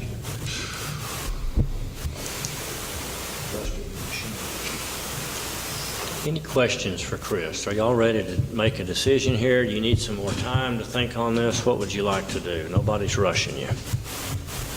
You talked about on the phones and stuff, you don't have a hard bid on that yet? On the communications and security, yeah. Communications. We're not. Again, all that is. Hard to get that done. I would like to have a hard number on that. On the wiring. And all that includes, remember, that's not going to include any new telephones or a new switch. Do they possibly need a new switch since there's going to be considerably more people in that location? That's a question that I don't know. I don't either at this point as far as the switch situation. That's what I was going to have to get Rex to look at it, and I've got to find somebody else to do that right now. Seth can do it, but he's kind of tied up with other things, and he's trying to fill back in for his dad right now. So, well, he'll be the one that ultimately hooks up that phone system because they're on the same phone system that we're on here. So he could probably answer the question. If I know that there's this many people here, he can tell us what equipment upgrades might be required in that building. But as far as just a dollar figure to pull wire for phones and computers, that's probably going to come close, but Commissioner Field says he'd like a firmer figure there. and just so you know, this construction is still not slated to start until after the election, and we're going to do it in one phase now. We're not going to do it in two phases.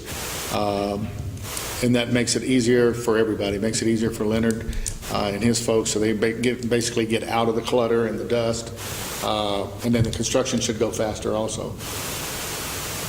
So we wouldn't start it until after November 4th. I would assume that Monday afterwards is when it would start, and it's slated for 60 to 70 days for construction, a couple months. Of course, we'll have the holidays in there, so we'll work around that too. So 2 months plus holiday time, whatever that is.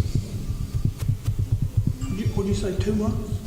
A couple of months is all it's going to take construction-wise, but like I said, we'll have Thanksgiving and we'll have Christmas and New Year's all in there too. So I would say make it 75 days, and that makes it, probably takes into account the time off that they're going to have for Thanksgiving and Christmas and New Year's. James, is that reasonable?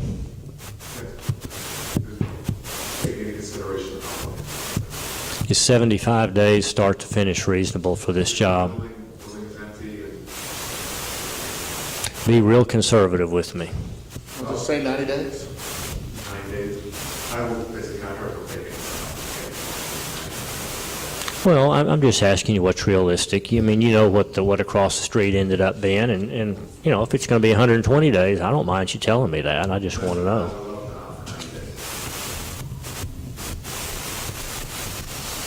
Even including the holidays in there in that period of time, because you're going to lose some time in there.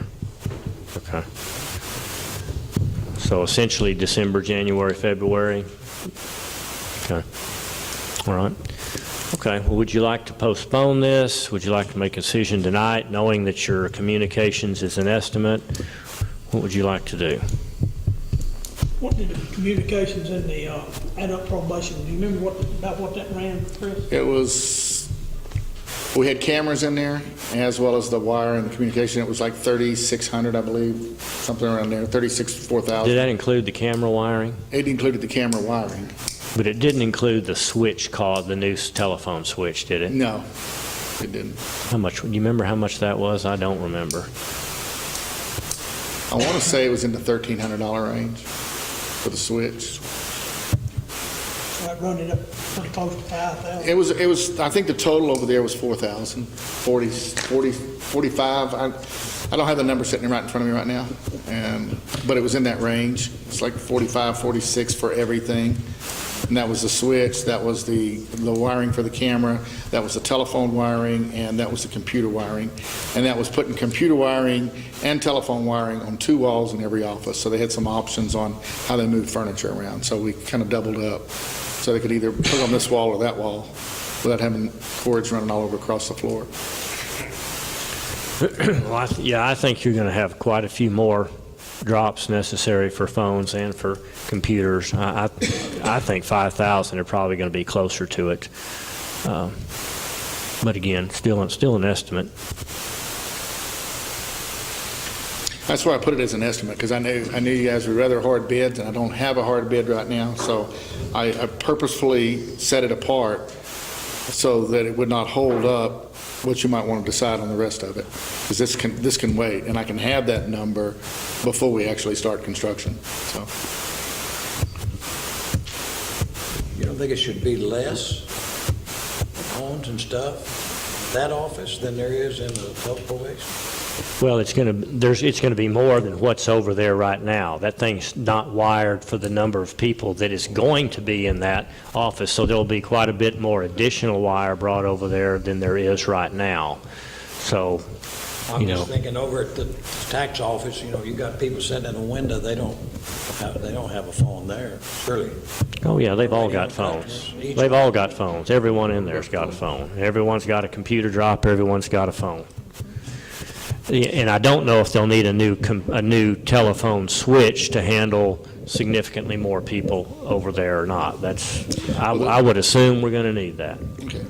And the reason, the switch that's over there right now was put in when Senator Ratliff was in that building. So there were more switches and more phones over there because each of those offices had people in them. There was more than the 3 people that are there now. So I would venture to say there's at least 10 to 12 lines over there just by looking at the telephone wiring that's in the closet. Are they connected to our system? Can you dial 4 digits to get over there? You have to dial a 10-digit number. So they're on a standalone system over there. You may be looking at an entire new telephone system over there. Maybe. Depends on how y'all want to run it. I mean, unless, I think we tried to tie them in when we hooked up with Suddenlink back 3 years ago, and there's an infrastructure limitation that we had there. So we're going to have a new telephone system there. That could be, $4,000 right there. Well, I can do this for you guys, is in the next few weeks, go back and talk with Seth and talk with the folks that'll be working over there and see exactly what we need. If you're trying to get them back onto the 4-digit number, that does change things. I mean, if we're just expanding what they've got over there, that's one system, but that means what I'm hearing now is they're not tied into y'all, and it sounds like y'all want them tied in. So we need to look into. You may or may not be able to, is what I'm saying. The reason we didn't the last time wasn't to save money. It was just they were never tied in because there's not fiber run to that location, I believe, is the answer.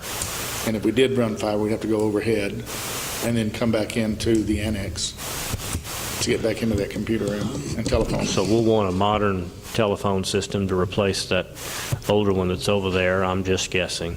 Okay. So I think you're looking at, let's say we added $4,000 to that figure and put you up there close to $220,000. Now, Seth can answer the question for us. Tell us about this system. Is it always going to be a standalone? Can it be tied into our existing system, or do we need to make plans for a completely new standalone phone system there? In which case, you might get a good package deal if he's selling you a phone system. I'll get with Seth. Well, Judge, I'd like to make a motion that we table this till we get a harder figure on. Motion by Commissioner Hinton, second by Commissioner Fields to table the decision on the Ratliff building remodel till we get some better information or some more accurate information on our telephone systems, computer wiring, etc. All those in favor say aye. Aye. And that's unanimous. Chris, thank you very much. I'll help you in any way I can rounding up information with Seth. He may be extremely busy now. I really don't know what his status is. And the last time I talked to him, he was extremely busy filling in and finishing up things that his dad had left, including the adult probation. So he came over there the next day and finished all that and made the tie-ins and stuff. But I don't know that he's the only resource for doing this too, so I can check that also. I know that he does all the county work, and his dad did too, and I personally, I'd rather stay with that if that'd be y'all's pleasure. And so we may be on his time schedule as to what he can get done. So. Very good. All right, well, thank you very much. Let's jump while we're on this subject. Jump to item number 10, consider and possibly submit a letter to the Texas Board of Professional Engineers stating the county's intention to comply with provisions of the Texas Engineering Practice Act as it relates to construction projects. And this is based on a request that I had from Rick Valdez with the Texas Board of Professional Engineers, who was involved in our adult probation project and made sure that we abided by those specifics. And he said, I understand you've got some additional projects that you're looking at. You know, can we count on you all to provide the necessary engineering and architectural services? And I said, absolutely. He said, would you mind putting that in writing? So I have put that in writing here, and I'd like just all the commissioners to be aware of this so that down the road, when we're all gone here, we remember that we've got to get engineering work done sometimes when the project calls for it. So listen to this letter here. Dear Mr. Valdez, the county has just completed a construction project to house the adult probation department. Other construction projects are under consideration. We appreciate your guidance as to the requirements of the Texas Engineering Practice Act and how it affects our county construction projects. With your help and in cooperation with local architect Chris Basham, the Commissioners Court is very aware of the requirement that our county employ the services of architects and engineers on public projects such as ours. The Commissioners Court recognizes our legal obligation to comply with the laws of this state, and we hereby agree to those obligations where engineering and architectural services are required. Agreed and accepted as of today. And I'd like to get everybody's signature on that if you're willing to do that. We've done that, we've already done the engineering part of that. Well, the only engineering work we've done was related to adult probation. And there are certain specifications in the law that says if your project is so big, you've got to have an engineer stamp the electrical, mechanical, plumbing, structural, depending upon which or all of those attributes reaches a certain dollar threshold, you have to have the sign-off or the stamp, as it's called, by an engineer on the plans for that particular project. And we did that on the electrical. We did that on the electrical and on the HVAC. But what he wants us to do is, okay, now that you understand what you have to do here, and I know you've got some projects in the works that are maybe even bigger than that one, I want to know that I can count on you guys to continue to provide those engineering stamps and architectural stamps, in which case we're using Chris on this one. Well, you've already signed a letter of compliance illegally on the adult probation building. Excuse me? And I'd like to say this. When the building on the north side of the square... I want you to go back to the first statement you just made. What? There it is. You wrote it to Mr. Valdez in August. Right. Without the commissioners even knowing about it or No, I put a approving it. copy of it in there for you to look at. You what? I never seen it, but anyway, Here we go again. it don't make any difference. You can't, the commissioners have to vote on that. I don't think it's legally, you can do that. But anyway, let me tell you about this building. Okay. When the building on the north side of the square over there, next to Hamilton Jewelry, people were remodeling it, the structure wasn't sound enough to stand up. It was being remodeled. It was discovered that there were some problems with the supporting structure. I became concerned with the remodel by the county of the annex buildings on the south side over here of the square, which are similar in age. These buildings are more than 100 years old. Are these structures strong enough? We need to be very careful to protect the public and eliminate any liability issues. At that time, I asked Chris Basham if I could see the plans. I wanted to see if he had an engineer stamp on the plans and if it had been approved by a professional engineer. Chris said that the plans were at his house and he would get them to me. A week had passed and I didn't hear from Chris, so I emailed the county manager, city manager, and I asked him if building permits were kept that the city had issued. And he referred me to Eddie Pruitt. And I emailed Mr. Parrott, Eddie Parrott. to inform me that the city did not keep a copy of the plans on file. I again asked Chris if I could see the plans. He came by my office with a copy of all the same hand-drawn plans that he had previously given to us in the Commissioner's Court. The Texas Government Code requires that any public building be approved by a professional engineer. Chris Basham is a licensed architect, and he should know the laws and the rules. And when the Office of the Texas Board of Professional Engineers inquired, the county judge wrote a letter indicating compliance by the county. And that's the letter I just did right there. I think it was illegal. This should go through the Commissioner's Court. The county judge should know this type of agreement requires the approval of the Commissioner's Court. You can't agree to compliance to that without the court. I don't think you can legally. Agree to follow the law? Sure I can. To follow the law? Oh, okay. But you're making a commitment. If you read the letter, you're making a commitment, and then you abide by the law? That's right. Okay. The threshold well, I'm not a lawyer. The threshold requiring a professional engineer's stamp of approval by the Texas Board of Engineers is $8,000 for mechanical and duct work that you put in your letter. But you didn't tell him that we had paid $229,000 to D'Angelo and $19,000 something to the architect. So the thresholds are $8,000 for mechanical and electric and $20,000 for construction. The county has exceeded the minimums on the Riddle Street building, the Cadell building, and the adult probation building.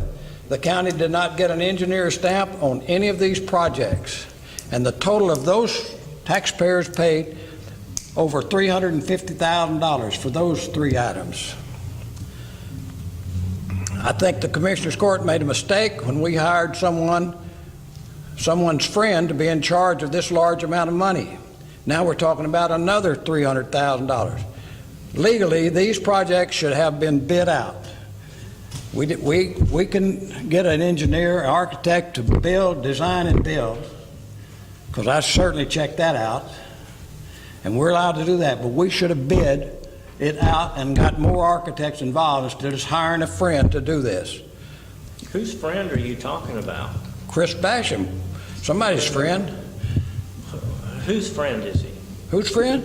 I don't know, but he's got to be. I figured he was yours. You paid. My friend. You paid when Eric Bregner asked Chris down at the Republican Forum why he paid your partner Larry Lawrence $9,000, and he said Chris told him and said, "Well, I give $7,000 of that to Larry Lawrence to help me manage this job." So anyway, I'm assuming he's your friend.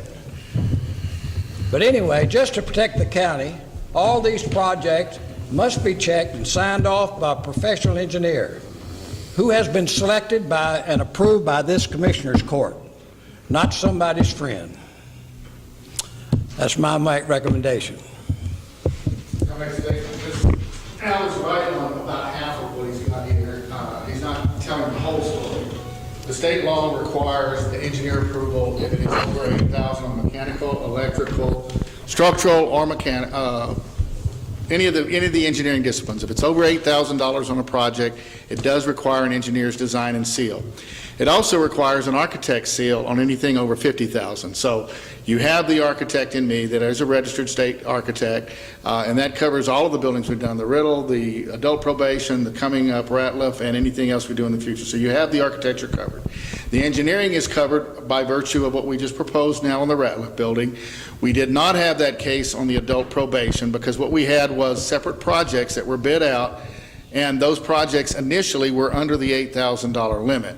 So we had the vandalism that occurred under the HVAC and the main electrical panel that put both of those projects over the $8,000 limit, thus incurring the need for the $8,000, which is what we did. Rick Valdez was brought into that.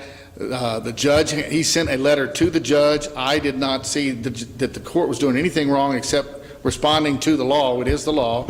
And the letter was sent to the judge, and the judge responded back to him in kind. He didn't obligate anything as I saw it. All he did was say, we're doing what we're supposed to. I have. All he said was we were doing what we're supposed to be doing and that we would continue to follow the law in the future. The law is not as black and white as you would like it to be.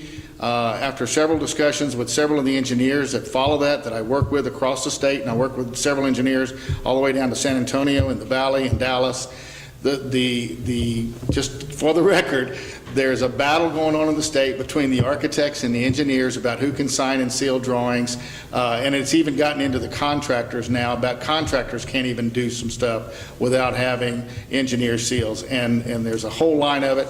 And I just, for the record also, I just went through the state of Oklahoma laws because I'm getting registered in Oklahoma, and their laws are all different. But they're the same kind of story about where do we draw the line and what's needed. Rick Valdez himself stated that the law is the law and he has to adhere to it, but it's pretty ridiculous as to the amounts that are there for protecting public safety. But those numbers came about because of the battle that was going on in the court system. So we are in compliance now, Commissioner Riddle. We are in compliance.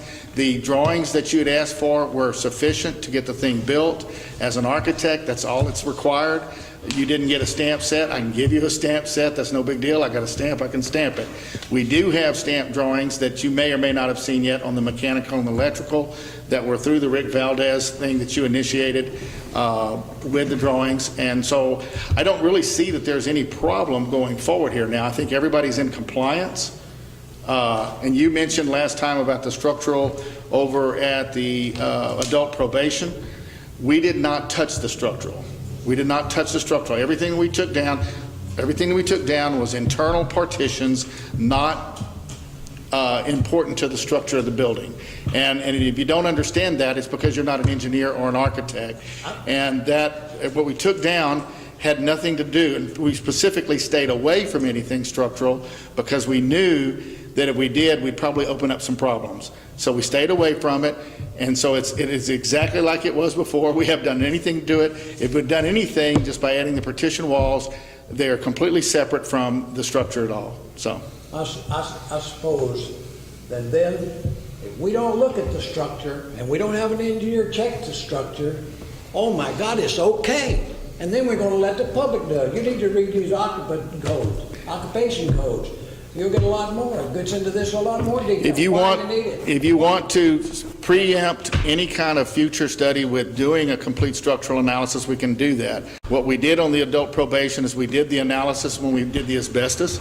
That was a precursor to doing any construction about finding out the building. We did the asbestos and we found out where it was and we took care of it. That is the same kind of study. Had the court wanted to do a structural analysis of it, we could have done that in the very beginning. We can still do a structural analysis. I've got enough information I could go back and we could backfill it, but the bottom line is it wasn't requested, it wasn't required. If you wanted to do it, we can do it. It is required. It's not. Oh, well, that's what you say, but you said last week you'd give me the plans too, so and you say have a lot of things that ain't right. You have the plans out. You spent a good story, but here's no, the thing about it. I tell the facts as they are, and you know that, and you're up here trying to grandstand, so I mean, I can't fight that. Okay, well, because you're going to find something to grandstand about. I'm grandstanding. I'm telling you that we should not have a public building, and we're required by law to make sure we have an engineer certified and it's stamped on it. And you're no lawyer. And an architect. That's right. And I'm telling you, what would you like to do? What would you like to do on the Ratliff building? Well, you've got it in your cost there this time to get it done. I'm talking about this old building, this 103-year-old building, 105-year-old building. I don't know how many other ways we can answer your questions. Well, that's one of your styles of doing that. You don't understand or you can't answer. That's no. 2 years I've learned that. I think he's tried. I mean, he's the most qualified person in the room to answer that question. Who is? Chris Basham is. Well, Chris Basham is selling it to fit what he's done already, not what should have been done. Why, you think he's going to go up here, I should have done that? Why, hell no, he's not. And I'm telling you that it satisfied Mr. Valdez with the State Board of Engineers. Okay, well, you didn't tell him that you spent $229,000. Sure we did. You just said you... Sure we did. Read that again. Where is it in there? Read it. He has a full understanding of this project over here. Right, Chris? Yes, he does. We spent a lot of time on the phone with Mr. Valdez, asking about the law, asking about the interpretation of the law and how it came about, and whether or not we needed to do anything else given what we were doing. And he actually endorsed the idea, we told him that we broke it into individual projects by discipline, because we were trying to get more local contractors. He said that was a great idea. And he said that was fine to do that. Because I was concerned that maybe I misinterpreted, and he confirmed that that was a valid approach to do that, and that's how we got to where we were. Well, let's sum this up then. You guys think it's okay. You guys, meaning you're the architect, you think it's okay, and you've convinced the judge. Now you've convinced Rick Valdez that you did the law. So we should open up a public building that's 100 and something years old, a lot of different buildings. As you said one time, they had separate walls, and some of them had joined walls, and we should just let it go. And if the thing breaks down and people get killed, we can't do that. The law says a public building must have an engineer's certification on it. And you're trying to get around it by, what did you call it, grandstanding? Yeah, that's what you're doing. Well, or just telling a damn big fib. It don't make any difference what you call it, it's the same difference. Why do you think Chris Basham or I or anybody else on this Commissioner's Court would not want to do the appropriate thing if it came down to doing a structural study of that building? Judge, you want me to answer that? Yes. Well, let me tell you what. I can remember a conversation that you and I had about the historical building, the old library up here. And I said something about the asbestos. He said, you said, that's no problem. You just put a carpet over it. It wouldn't make any difference. So that right away tells me that you don't really care what's right, just whatever I can get away with. So that's why I believe that this court would do it differently. Why would you not do it? Why wouldn't you want to protect the public is what I want to know. And why wouldn't you tell him you spent $229 million? Because I want to spend smart dollars on the project, and I'm going to rely on an expert to tell me what's the right thing to do. That's the answer. Well, the law says you're supposed to get an engineer stamp along with the architect stamp, and he knows that. And we've done that. You didn't have an engineer stamp except on the electrical and stuff, the $850. Okay. Well, we're going round and round. I have with another this. question. Somebody stole those carpet stuff. I never seen it. Is there a police report on that? I don't know. Nobody reported to the police? Did anybody investigate? I don't know. It was Do you know, Judge? it was vandalized. It was vandalized? Yeah. Do we have insurance to cover that? Was it below? What was the issue on that? I think it was our deductible. It wasn't going to be worth filing on it, as I recall the conversation. It was just damaged enough to where we weren't comfortable replacing the whole thing. So it was unfortunate that that happened, but don't know what we should have done different. All right, anyway, how can I respond to Mr. Valdez? I don't know how you can respond to Mr. Valdez. You can do it, you can take a copy of the plans when you get a job like a professional architect should do and get an engineer to put his stamp on it like it should have been. And that's the way. That's what we're agreeing to do. I've read you the letter. Anybody have any questions about it? Well, I'm not going to give you an open letter to sign. It's to be signed on each project after I see the stamps on the plan, and I think if I was a responsible commissioner, I would be wanting that, because it's going to be the commissioners, if we have an incident. Do I need to read the letter again? It says, this Commissioner's Court recognizes our legal obligations to comply with the laws of this state, and we hereby agree to those obligations where engineering and architectural services are required. No. It should be voted on in open court. That's what we're doing. Okay, well, I'm voting, I don't want to sign that letter, and I don't think that you should. We'll do it on the Ratliff building. When I see the plans, and if I'm a commissioner... Can you imagine any particular project where you wouldn't be willing to comply by the laws of the state as it relates to architectural and engineering services? No, That's all we're agreeing to here. Judge, can I say that? Sure. Judge, can I add something? Sure. The requirement to go to Rick Valdez is is not a project-by-project requirement, nor to go to the state engineering board. The law states that the project has to have the architect and the engineer on. It is the responsibility of the community to make sure that the projects have the architecture and the engineering seals on it. Not the state, not Rick Valdez. Rick only gets called in and his components of it as an investigator when there's an interpreted violation of the law. That's why he got called in. That's why the judge and I had discussions with Rick Valdez. Why Rick Valdez and the judge had correspondence was because he was investigating a potential violation of the law, which he determined was not done after we corrected the mechanical and electrical after the bandits. So he made the determination that there was not a violation, and he's no longer involved in that project or any other project. This letter, as I understood it, was his request just to make sure that the commissioner and the county understood that it was the law and he needed to follow it. And so that's all it was. It's not a by-project request at all. The state's not doing that. The state does not approve each drawing, each project. That's right. You're right on target. That's exactly what the law says. It must be signed off by the architect and an engineer. It says it right here in the occupancy law, and the occupancy codes, and that's it. And you don't have a signed-off engineer on that building. Just the mechanical, not the construction. You violated that law. Well, yeah, well, grandstand a little bit, as you say. What do you call it, grandstand?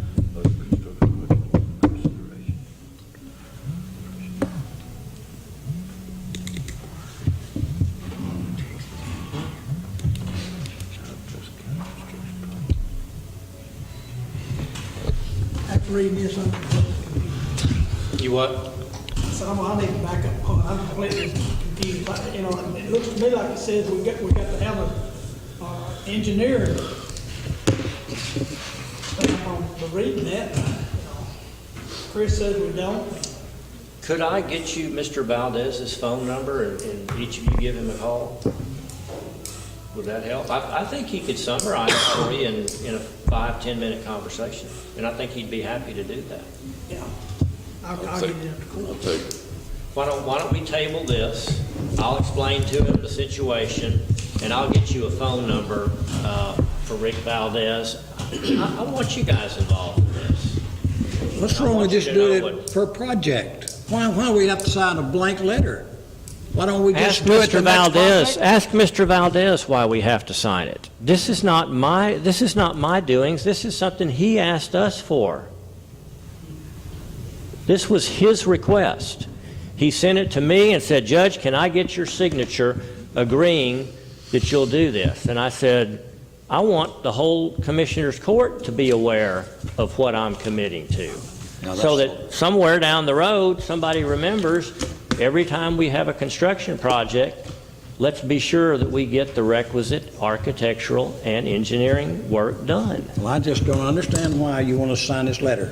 When we do this Ratliff building and we get the plans and it's signed by an engineer and an architect, we can sign a letter and let that one go. And then when we do Will you call courtroom, Mr. Valdez? Well, if I give you his number and let him explain to you why he wants something in writing from us? Would you do that? Well, I'll talk to him anytime. Okay, good deal. I'll Can I get a talk to motion to him. table this? So moved. Motion by Commissioner Hinton, second by Commissioner Hockaday.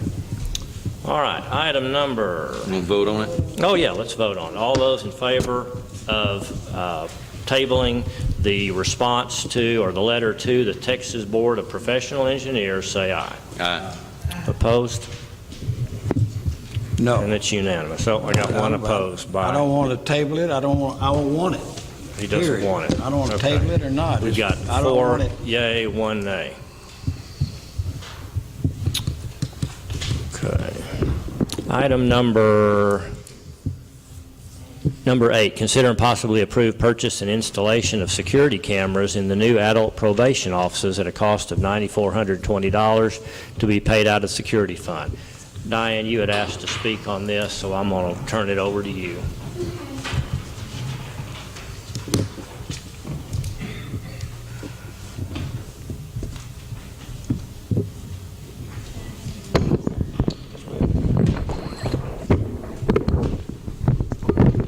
I have a question. I just want to know, is Dennis Newman going to continue to do the security cameras for the county? Since his wife is the new county clerk, which is a conflict of interest, for her husband to have to be doing the security cameras in her office and the county. If the security camera project were advertised, I'm sure that we can get another qualified contractor to do the job. This would be in the best interest of the county and the Newmans. I think we have everybody in town that does that, other than Well, first of all, I think you bring up a valid point, and I have no problem with that. I think that we've leaned towards Dennis in the past and probably will continue to in the future just because of the service that he provides here being local. I'm not aware of somebody else here in town, but guys, I'm always interested in getting the best deal that we can get, not only for the present initial cost, but for the service. And if y'all would like some other bids on this, I'm happy to get those for you. We did do that at one point, had somebody out of Paris, and it got where we couldn't get them when we had problems. It was just a headache trying to... Well, either way, it needs to be serviced, and we have a service contract. Okay. Well, I just wanted to stress the conflict of interest because you're having the husband doing the security cameras in the wife's office. And I think it's a valid point. All right, you've heard what Diane has to say. Does that have an impact on what you'd like to do with item number 8? This will be done this year, won't it? It'll be done immediately. Well, I make a motion, go ahead and take care of it. Okay, motion by Commissioner Hinton, second by Commissioner Fields, all in favor of approval of going ahead and getting the cameras. Remember, we've already done the wiring work on this. This will be installation of the cameras, of the DVR that will make the recordings, and he'll use the same software, the same integration software that he has used in our other cameras that can be viewed by the officials that we turn that job over to, at least the sheriff's office and then anybody else that we want to give access to reviewing those recordings. All those in favor of awarding this to Newman, say aye. Aye. Opposed? Aye. No. Okay, we've got 4 yea and 1 nay on that one. All right, item number 9. Consider and possibly take action on relocation of certain county offices after adult probation moves into their new location. I don't think that we're going to arrive necessarily at any final conclusions here, but there's a lot of folks tossing me a lot of ideas, a lot of wishes and wants, all of which make good sense. But I want you all to be involved in this decision and understand what they're asking for and get your thoughts on relocation of some of these offices. Now, we've already gotten the move made by adult probation. They've taken over in their new offices. They leave behind now an empty office, the northeast corner, the northwest corner, and the office there by the elevator. Some time ago, John Mark Coburn had asked if he could move his department into the northeast corner, which would be the main headquarters of adult probation. That would give John Mark the main office in the corner. The area next door to that office he would like to use as a conference room. That would give the central desk there for his one employee, and then the back 2 offices for his judicial assistant and his investigator, as well as that, of course, that entry room. Should be minimal amount of remodel work there. So he's made that request. That's all in the northeast corner. That's all in the northeast corner. That would not take up the west corner or the office by the restroom and the elevator. Kind of give us an update on your wishes in your department, because you also had come and voiced your wishes there back many months ago when we first brought this up. We need a little more space than what we got. Initially, I thought we could just stay up here on this floor, maybe move James around the bottom floor, but us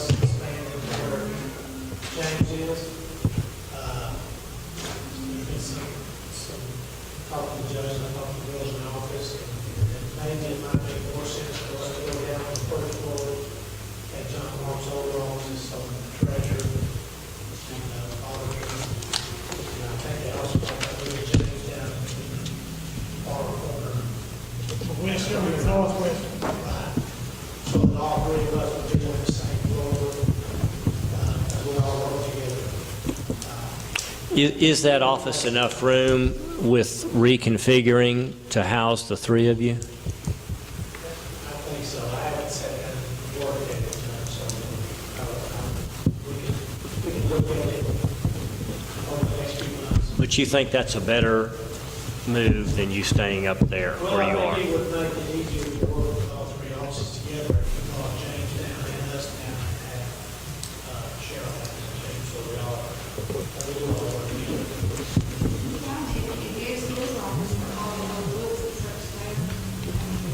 Yeah, and I'm getting to that.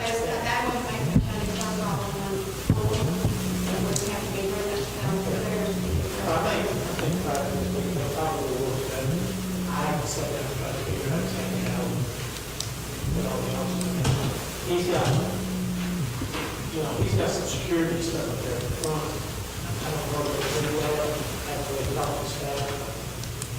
Some of the staff, like having that security stuff there, but I don't know.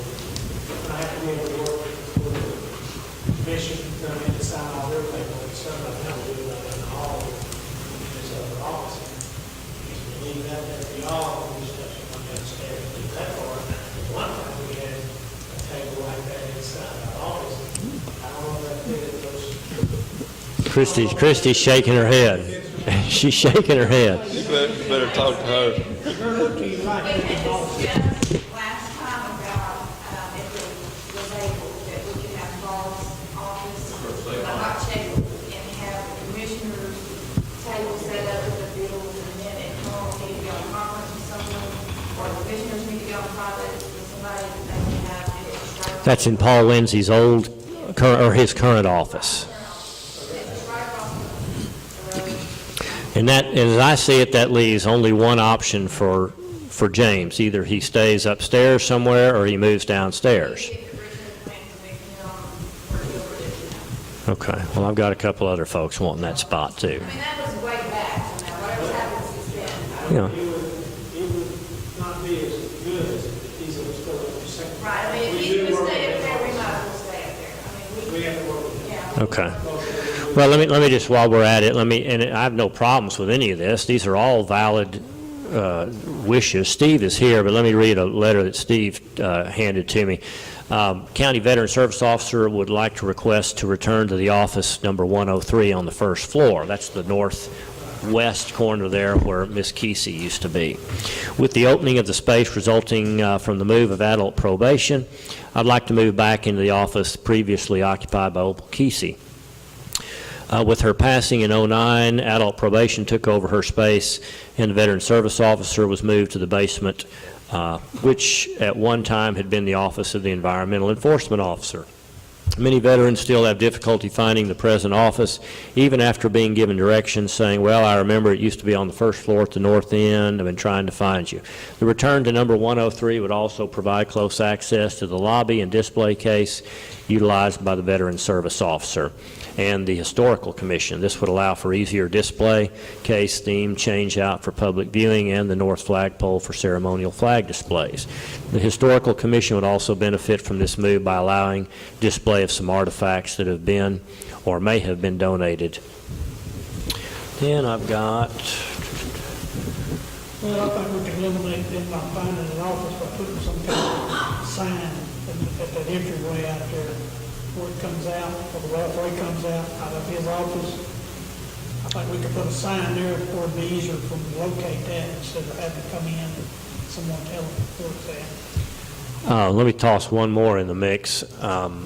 Juvenile probation, as you will recall, we gave them the okay to use the law library, or the area we're calling the law library, back corner there of the old break room at the annex, for doing their training. They're now doing training a couple of nights a week They'll have anywhere from 9 to 12 people that will attend training after hours. So they're using that area over there. They have asked if there was any way possible that they could return that training area back over here to the main courthouse where their current offices are. They would appreciate that. And of course, well, they need, I don't know if they have enough room up there to do that, is the only thing. And they need enough room for a, I guess, video presentation and a speaker and 9 to 12 attendees. So they would need a, you know, a decently sized room in order to do that. Training, right?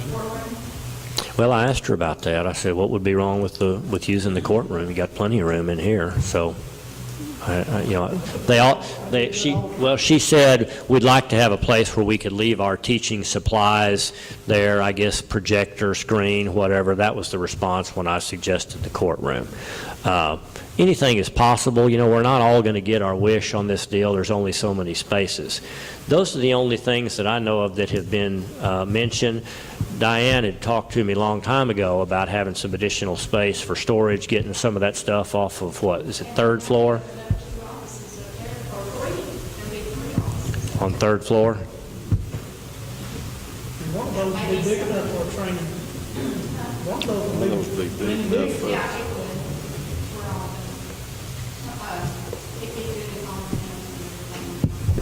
Would you have any personnel in that corner, or just storage? Probably just overlooks and lounges, you know, whatever we have up on the third floor. Okay. Move it into Carl's office. We did have to go through a case because we have to move in a lot and different records, we have to go upstairs. You could just go down the hall. You know, I mean, it'd be not even. I hate to see us tie the office just for storage, but you know, for the time being, that'd probably be all right, you know. We could do this now. Let's move James. He should have that in there. Those two offices, really, both of them, two of them. Two offices. There's a lot of stuff up there. I mean, a lot of course, maybe Joan will be able to scan those meals in while she's there. I didn't have time. We've been trying to scan the fees and everything else. Maybe she could get those, if she could get all those scanned in, which is a lot, it would take like 3 Would you need James's office too? Oh, no. I mean, just. Could we put you in James's old current office? Being on the first floor or second floor is not going to make much difference. With the steps on the outside, those hands get opened off the elevator, take one hands.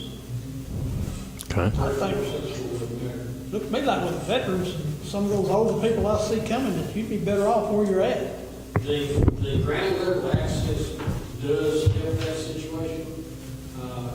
The problem, one of the examples I was taking the judge, the problem I have is with some of the older veterans, even when you explain to them where the office is located, when they get here, they forget all that, still try to go to this easy office.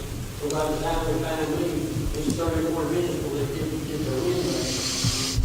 And we can do what we do. If we put some kind of sign or something, this is it. We have a middle sign on the other side, where this come off and then attached to the earth and thing that can't be done. On each corner.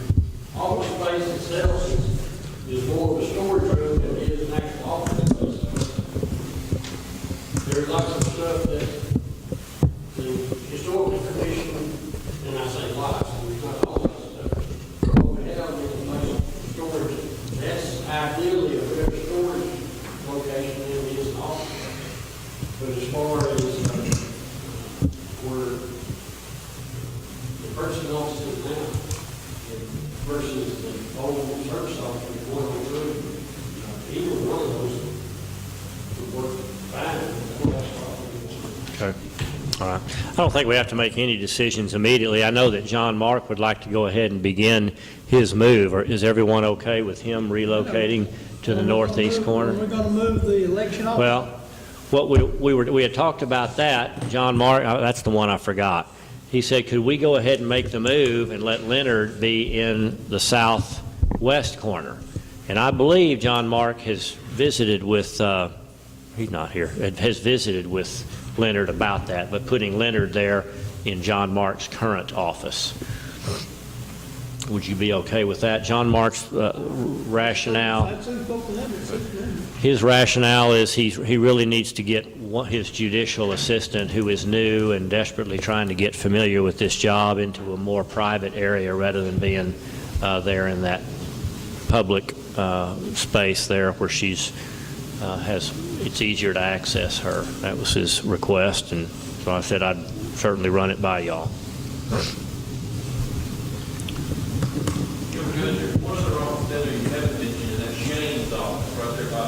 Right behind me. Ooh, that one's rough. Pretty small, I don't know if it's. That's a rough office. It doesn't have much storage space. I think, did you hear what he's saying, Steve? Would you agree that's a bit cramped for your needs? Okay. So I don't know what we could use that space for, but that is an available space. Why don't we go ahead and let John Mark go down in the corner? Leonard's okay to use those rooms up there and just stop this time until we I like that. get all the other parts worked out. Okay. We'll put that in the form of a motion. Yes, sir. All right. Mike Fields makes a motion that we proceed with the move of county attorney into the northeast corner first floor, and that we, subsequent to that, move Leonard Rockwell and his staff after the election into the current county attorney space, and we'll discuss future moves at a later time. Second by Commissioner Hockaday. All those in favor say aye. Aye. Opposed? All right. Item number 11, consider and possibly approve the extension of County Road 3207 that has now been brought to county specs to be maintained by the landowner for 1 year, then possible acceptance by the county. Commissioner Hinton. Yes, Judge, I put that on the agenda. It's 0.15 miles, and they've been working on it, and they asked to extend 3207 on down to for the county to maintain. 800 feet, 0.15 miles, about that? Yeah, 1,000 feet, so 1,500. I just guessed at 1.5, 1.5. But I'd like to make a motion. Are we committing in this motion to accepting it after a year, or just saying we'll reconsider it at that time? We will look at it after a year. It's got to still be up to specs. It's got to still be up to specs after a year. Okay, so we're not committing to him that you do it for a year and then we'll take it. We'll just say, we'll relook at it. If you've done a good job, then we'll address that a year from now. Yes. Okay. Has the work been done to Yes. to extend it? It has been extended. It's been brought to county specs.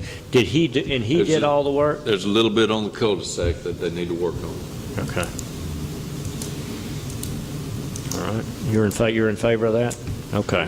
So you make that motion? I'll make that motion. Motion by Commissioner Hinton to approve the extension that has been completed on 3207. It's now been brought to county specs. The owner is going to continue to maintain it for at least 1 year, and at the end of that year, we will revisit that and consider accepting it by the county.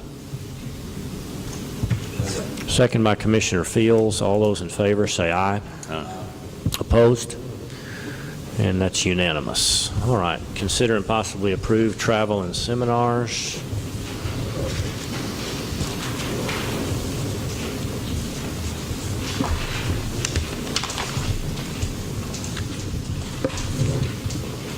Okay, it's once again time for our December meeting that the county hosts at the Agriculture Extension Office, and this is something that is put on by the Ag Extension Service. Hurley Miller and his group always put on a good one-day seminar here in town. We've been proud to be the host there for at least 4 years, maybe longer. The cost of registration is $40. I have taken the liberty to include you, Commissioner Fields. I think you're the only one that hadn't turned something in yet, and I thought I'd just try to get everybody approved here. Commissioner Riddle, Commissioner Fields, Commissioner Hinton, and myself to attend. You're going to go? Okay, I'll add you to it then. To attend this December 4th event at the Ag Extension Office. It'll be a one-day deal. Cost is $40 for each one. If we meet the deadline, it's $40. I think if we go later, it's $50. Second one is Leonard Rockwell would like to attend the election law seminar in Austin, December 2, 3, and 4. He would travel on the 1st and the 4th. $150 registration, $160 worth of meals, which actually would be adjusted for that travel day down to $140. $360 worth of hotel, approximately $364 worth of mileage, for a total cost of training, attendance, meals, hotel, and travel, $1,039. You retired on December 31st? No, I believe he has stretched that out to a year from now. Oh, I didn't realize that. Through the end of 15. John Mark Coburn would like to attend Elected Prosecutor Conference in Austin, December 3, 4, and 5. We're not sure of the cost of registration, whether it's $350 or $175. I'm not sure what the question there is, but let's assume a maximum of $350 and a minimum of $175. 3.5 days worth of meal per diem at $140. Hotel, motel for the 3 nights, $417 plus tax. He's not requesting any reimbursement on mileage. So he comes up with $732 on the low end or $907 on the high end if that registration cost is the $350. So $732 or $907. Judy Cook requests to go to College Station to get her necessary continuing education credits, and she has tried to get everything she could possibly get online, and this one she just can't accomplish that. Her training would be November 17, 18, and 19. She would travel on the 16th, a $170 registration, $140 worth of per diem meals, $673.35 worth of hotel, $271 worth of travel reimbursement, for a grand total of $1,254.39. And she's asking to take along with her Lena Haley. Another cost of registration, another per diem, but no additional hotel or travel, for a grand total of $310. So again, just as a review, the $40 to attend the local commissioners training, Leonard Rockwell's, John Mark Coburn's, and then Judy Cook and Lena Haley. Make a motion to approve travel seminar. Motion by Commissioner Hinton to approve these travel requests. Second by Commissioner Fields. All in favor, say aye. Aye. Opposed? Item number 13, approve oral and written reports.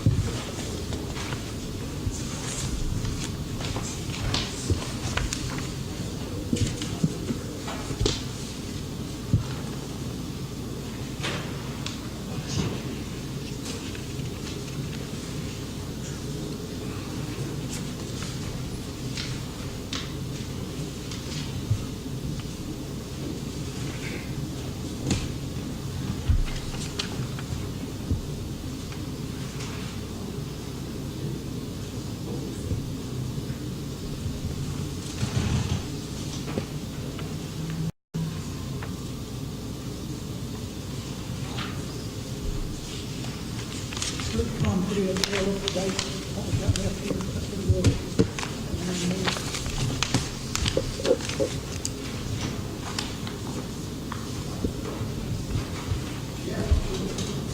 That's pretty close to what it is now. Whatever month Judy's collecting in taxes will show up the next month, that's what she's hoping in. I'm talking about the loop. Loop fund. Loop. That's pretty level.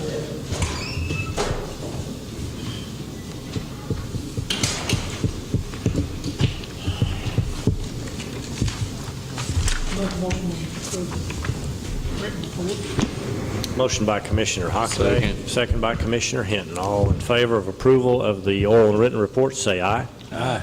Opposed? Item 14, consider possibly approve the treasurer's report.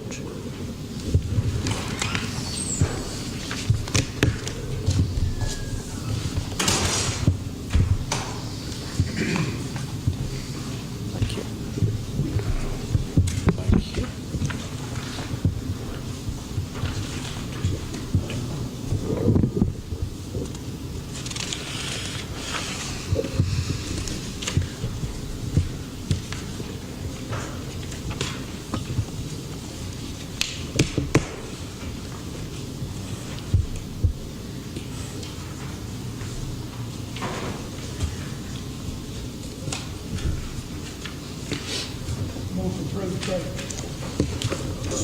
Second. Motion.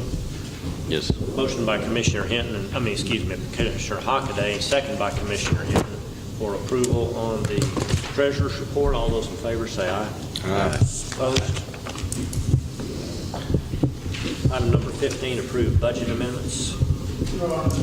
No budget amendments. Item number 16, signed pay orders and approved payments. Make a motion, pay our bills. Motion by Commissioner Hinton. Second by Commissioner Hockaday. All in favor, say aye. Aye. Opposed? Item number 17, closing comments. We had a great swearing in today at the JP's office for Ray Barrett, our new constable. A wonderful ceremony, and Paula Dyke did a great job of emceeing that and recognizing Clevey, and his family was there, and they had some nice items, memorabilia items that will be displayed there in that office. And then she proceeded right on in to recognizing Ray Barrett and getting him sworn in as our new constable of that precinct, and he's raring to go. So, bittersweet times. Commissioner Riddle. None. Commissioner Fields. These allergies are killing me, I think. And I just wanted to bring this up because it was mentioned to me, and I'm not sure if the court would be interested in doing this, but the city is going to have a one-day cleanup, and the dumpsters will be at the landfill. They will not be put out or anything. Wanted to know if the county was interested in doing a one-day deal in the fall. I told them I would talk to you. We did that last year, didn't we? Was it last? Sometime we participated in one. Several years ago, they did it, and they let the county come in, but Is this different from the one we do every year? We do. The one we do every year is in April. It's in the spring. This is a one-day deal. The city's going to do a fall cleanup. It'll start at, I think, at like 8 o'clock that morning. It'll go to 2 o'clock that afternoon. You have to take everything to the landfill. It won't be dumpsters out in the county like we do in the spring. So think about it, and if you're interested. What would it require of us? They'd have dumpsters there, and they'd have what they call the county dumpsters, and they would put that there. And everybody does not live in the city limits of Mount Pleasant would put their trash in there, and then they would bill us for that later. They bill us per dumpster. then. Per dumpster, Yeah. like usual.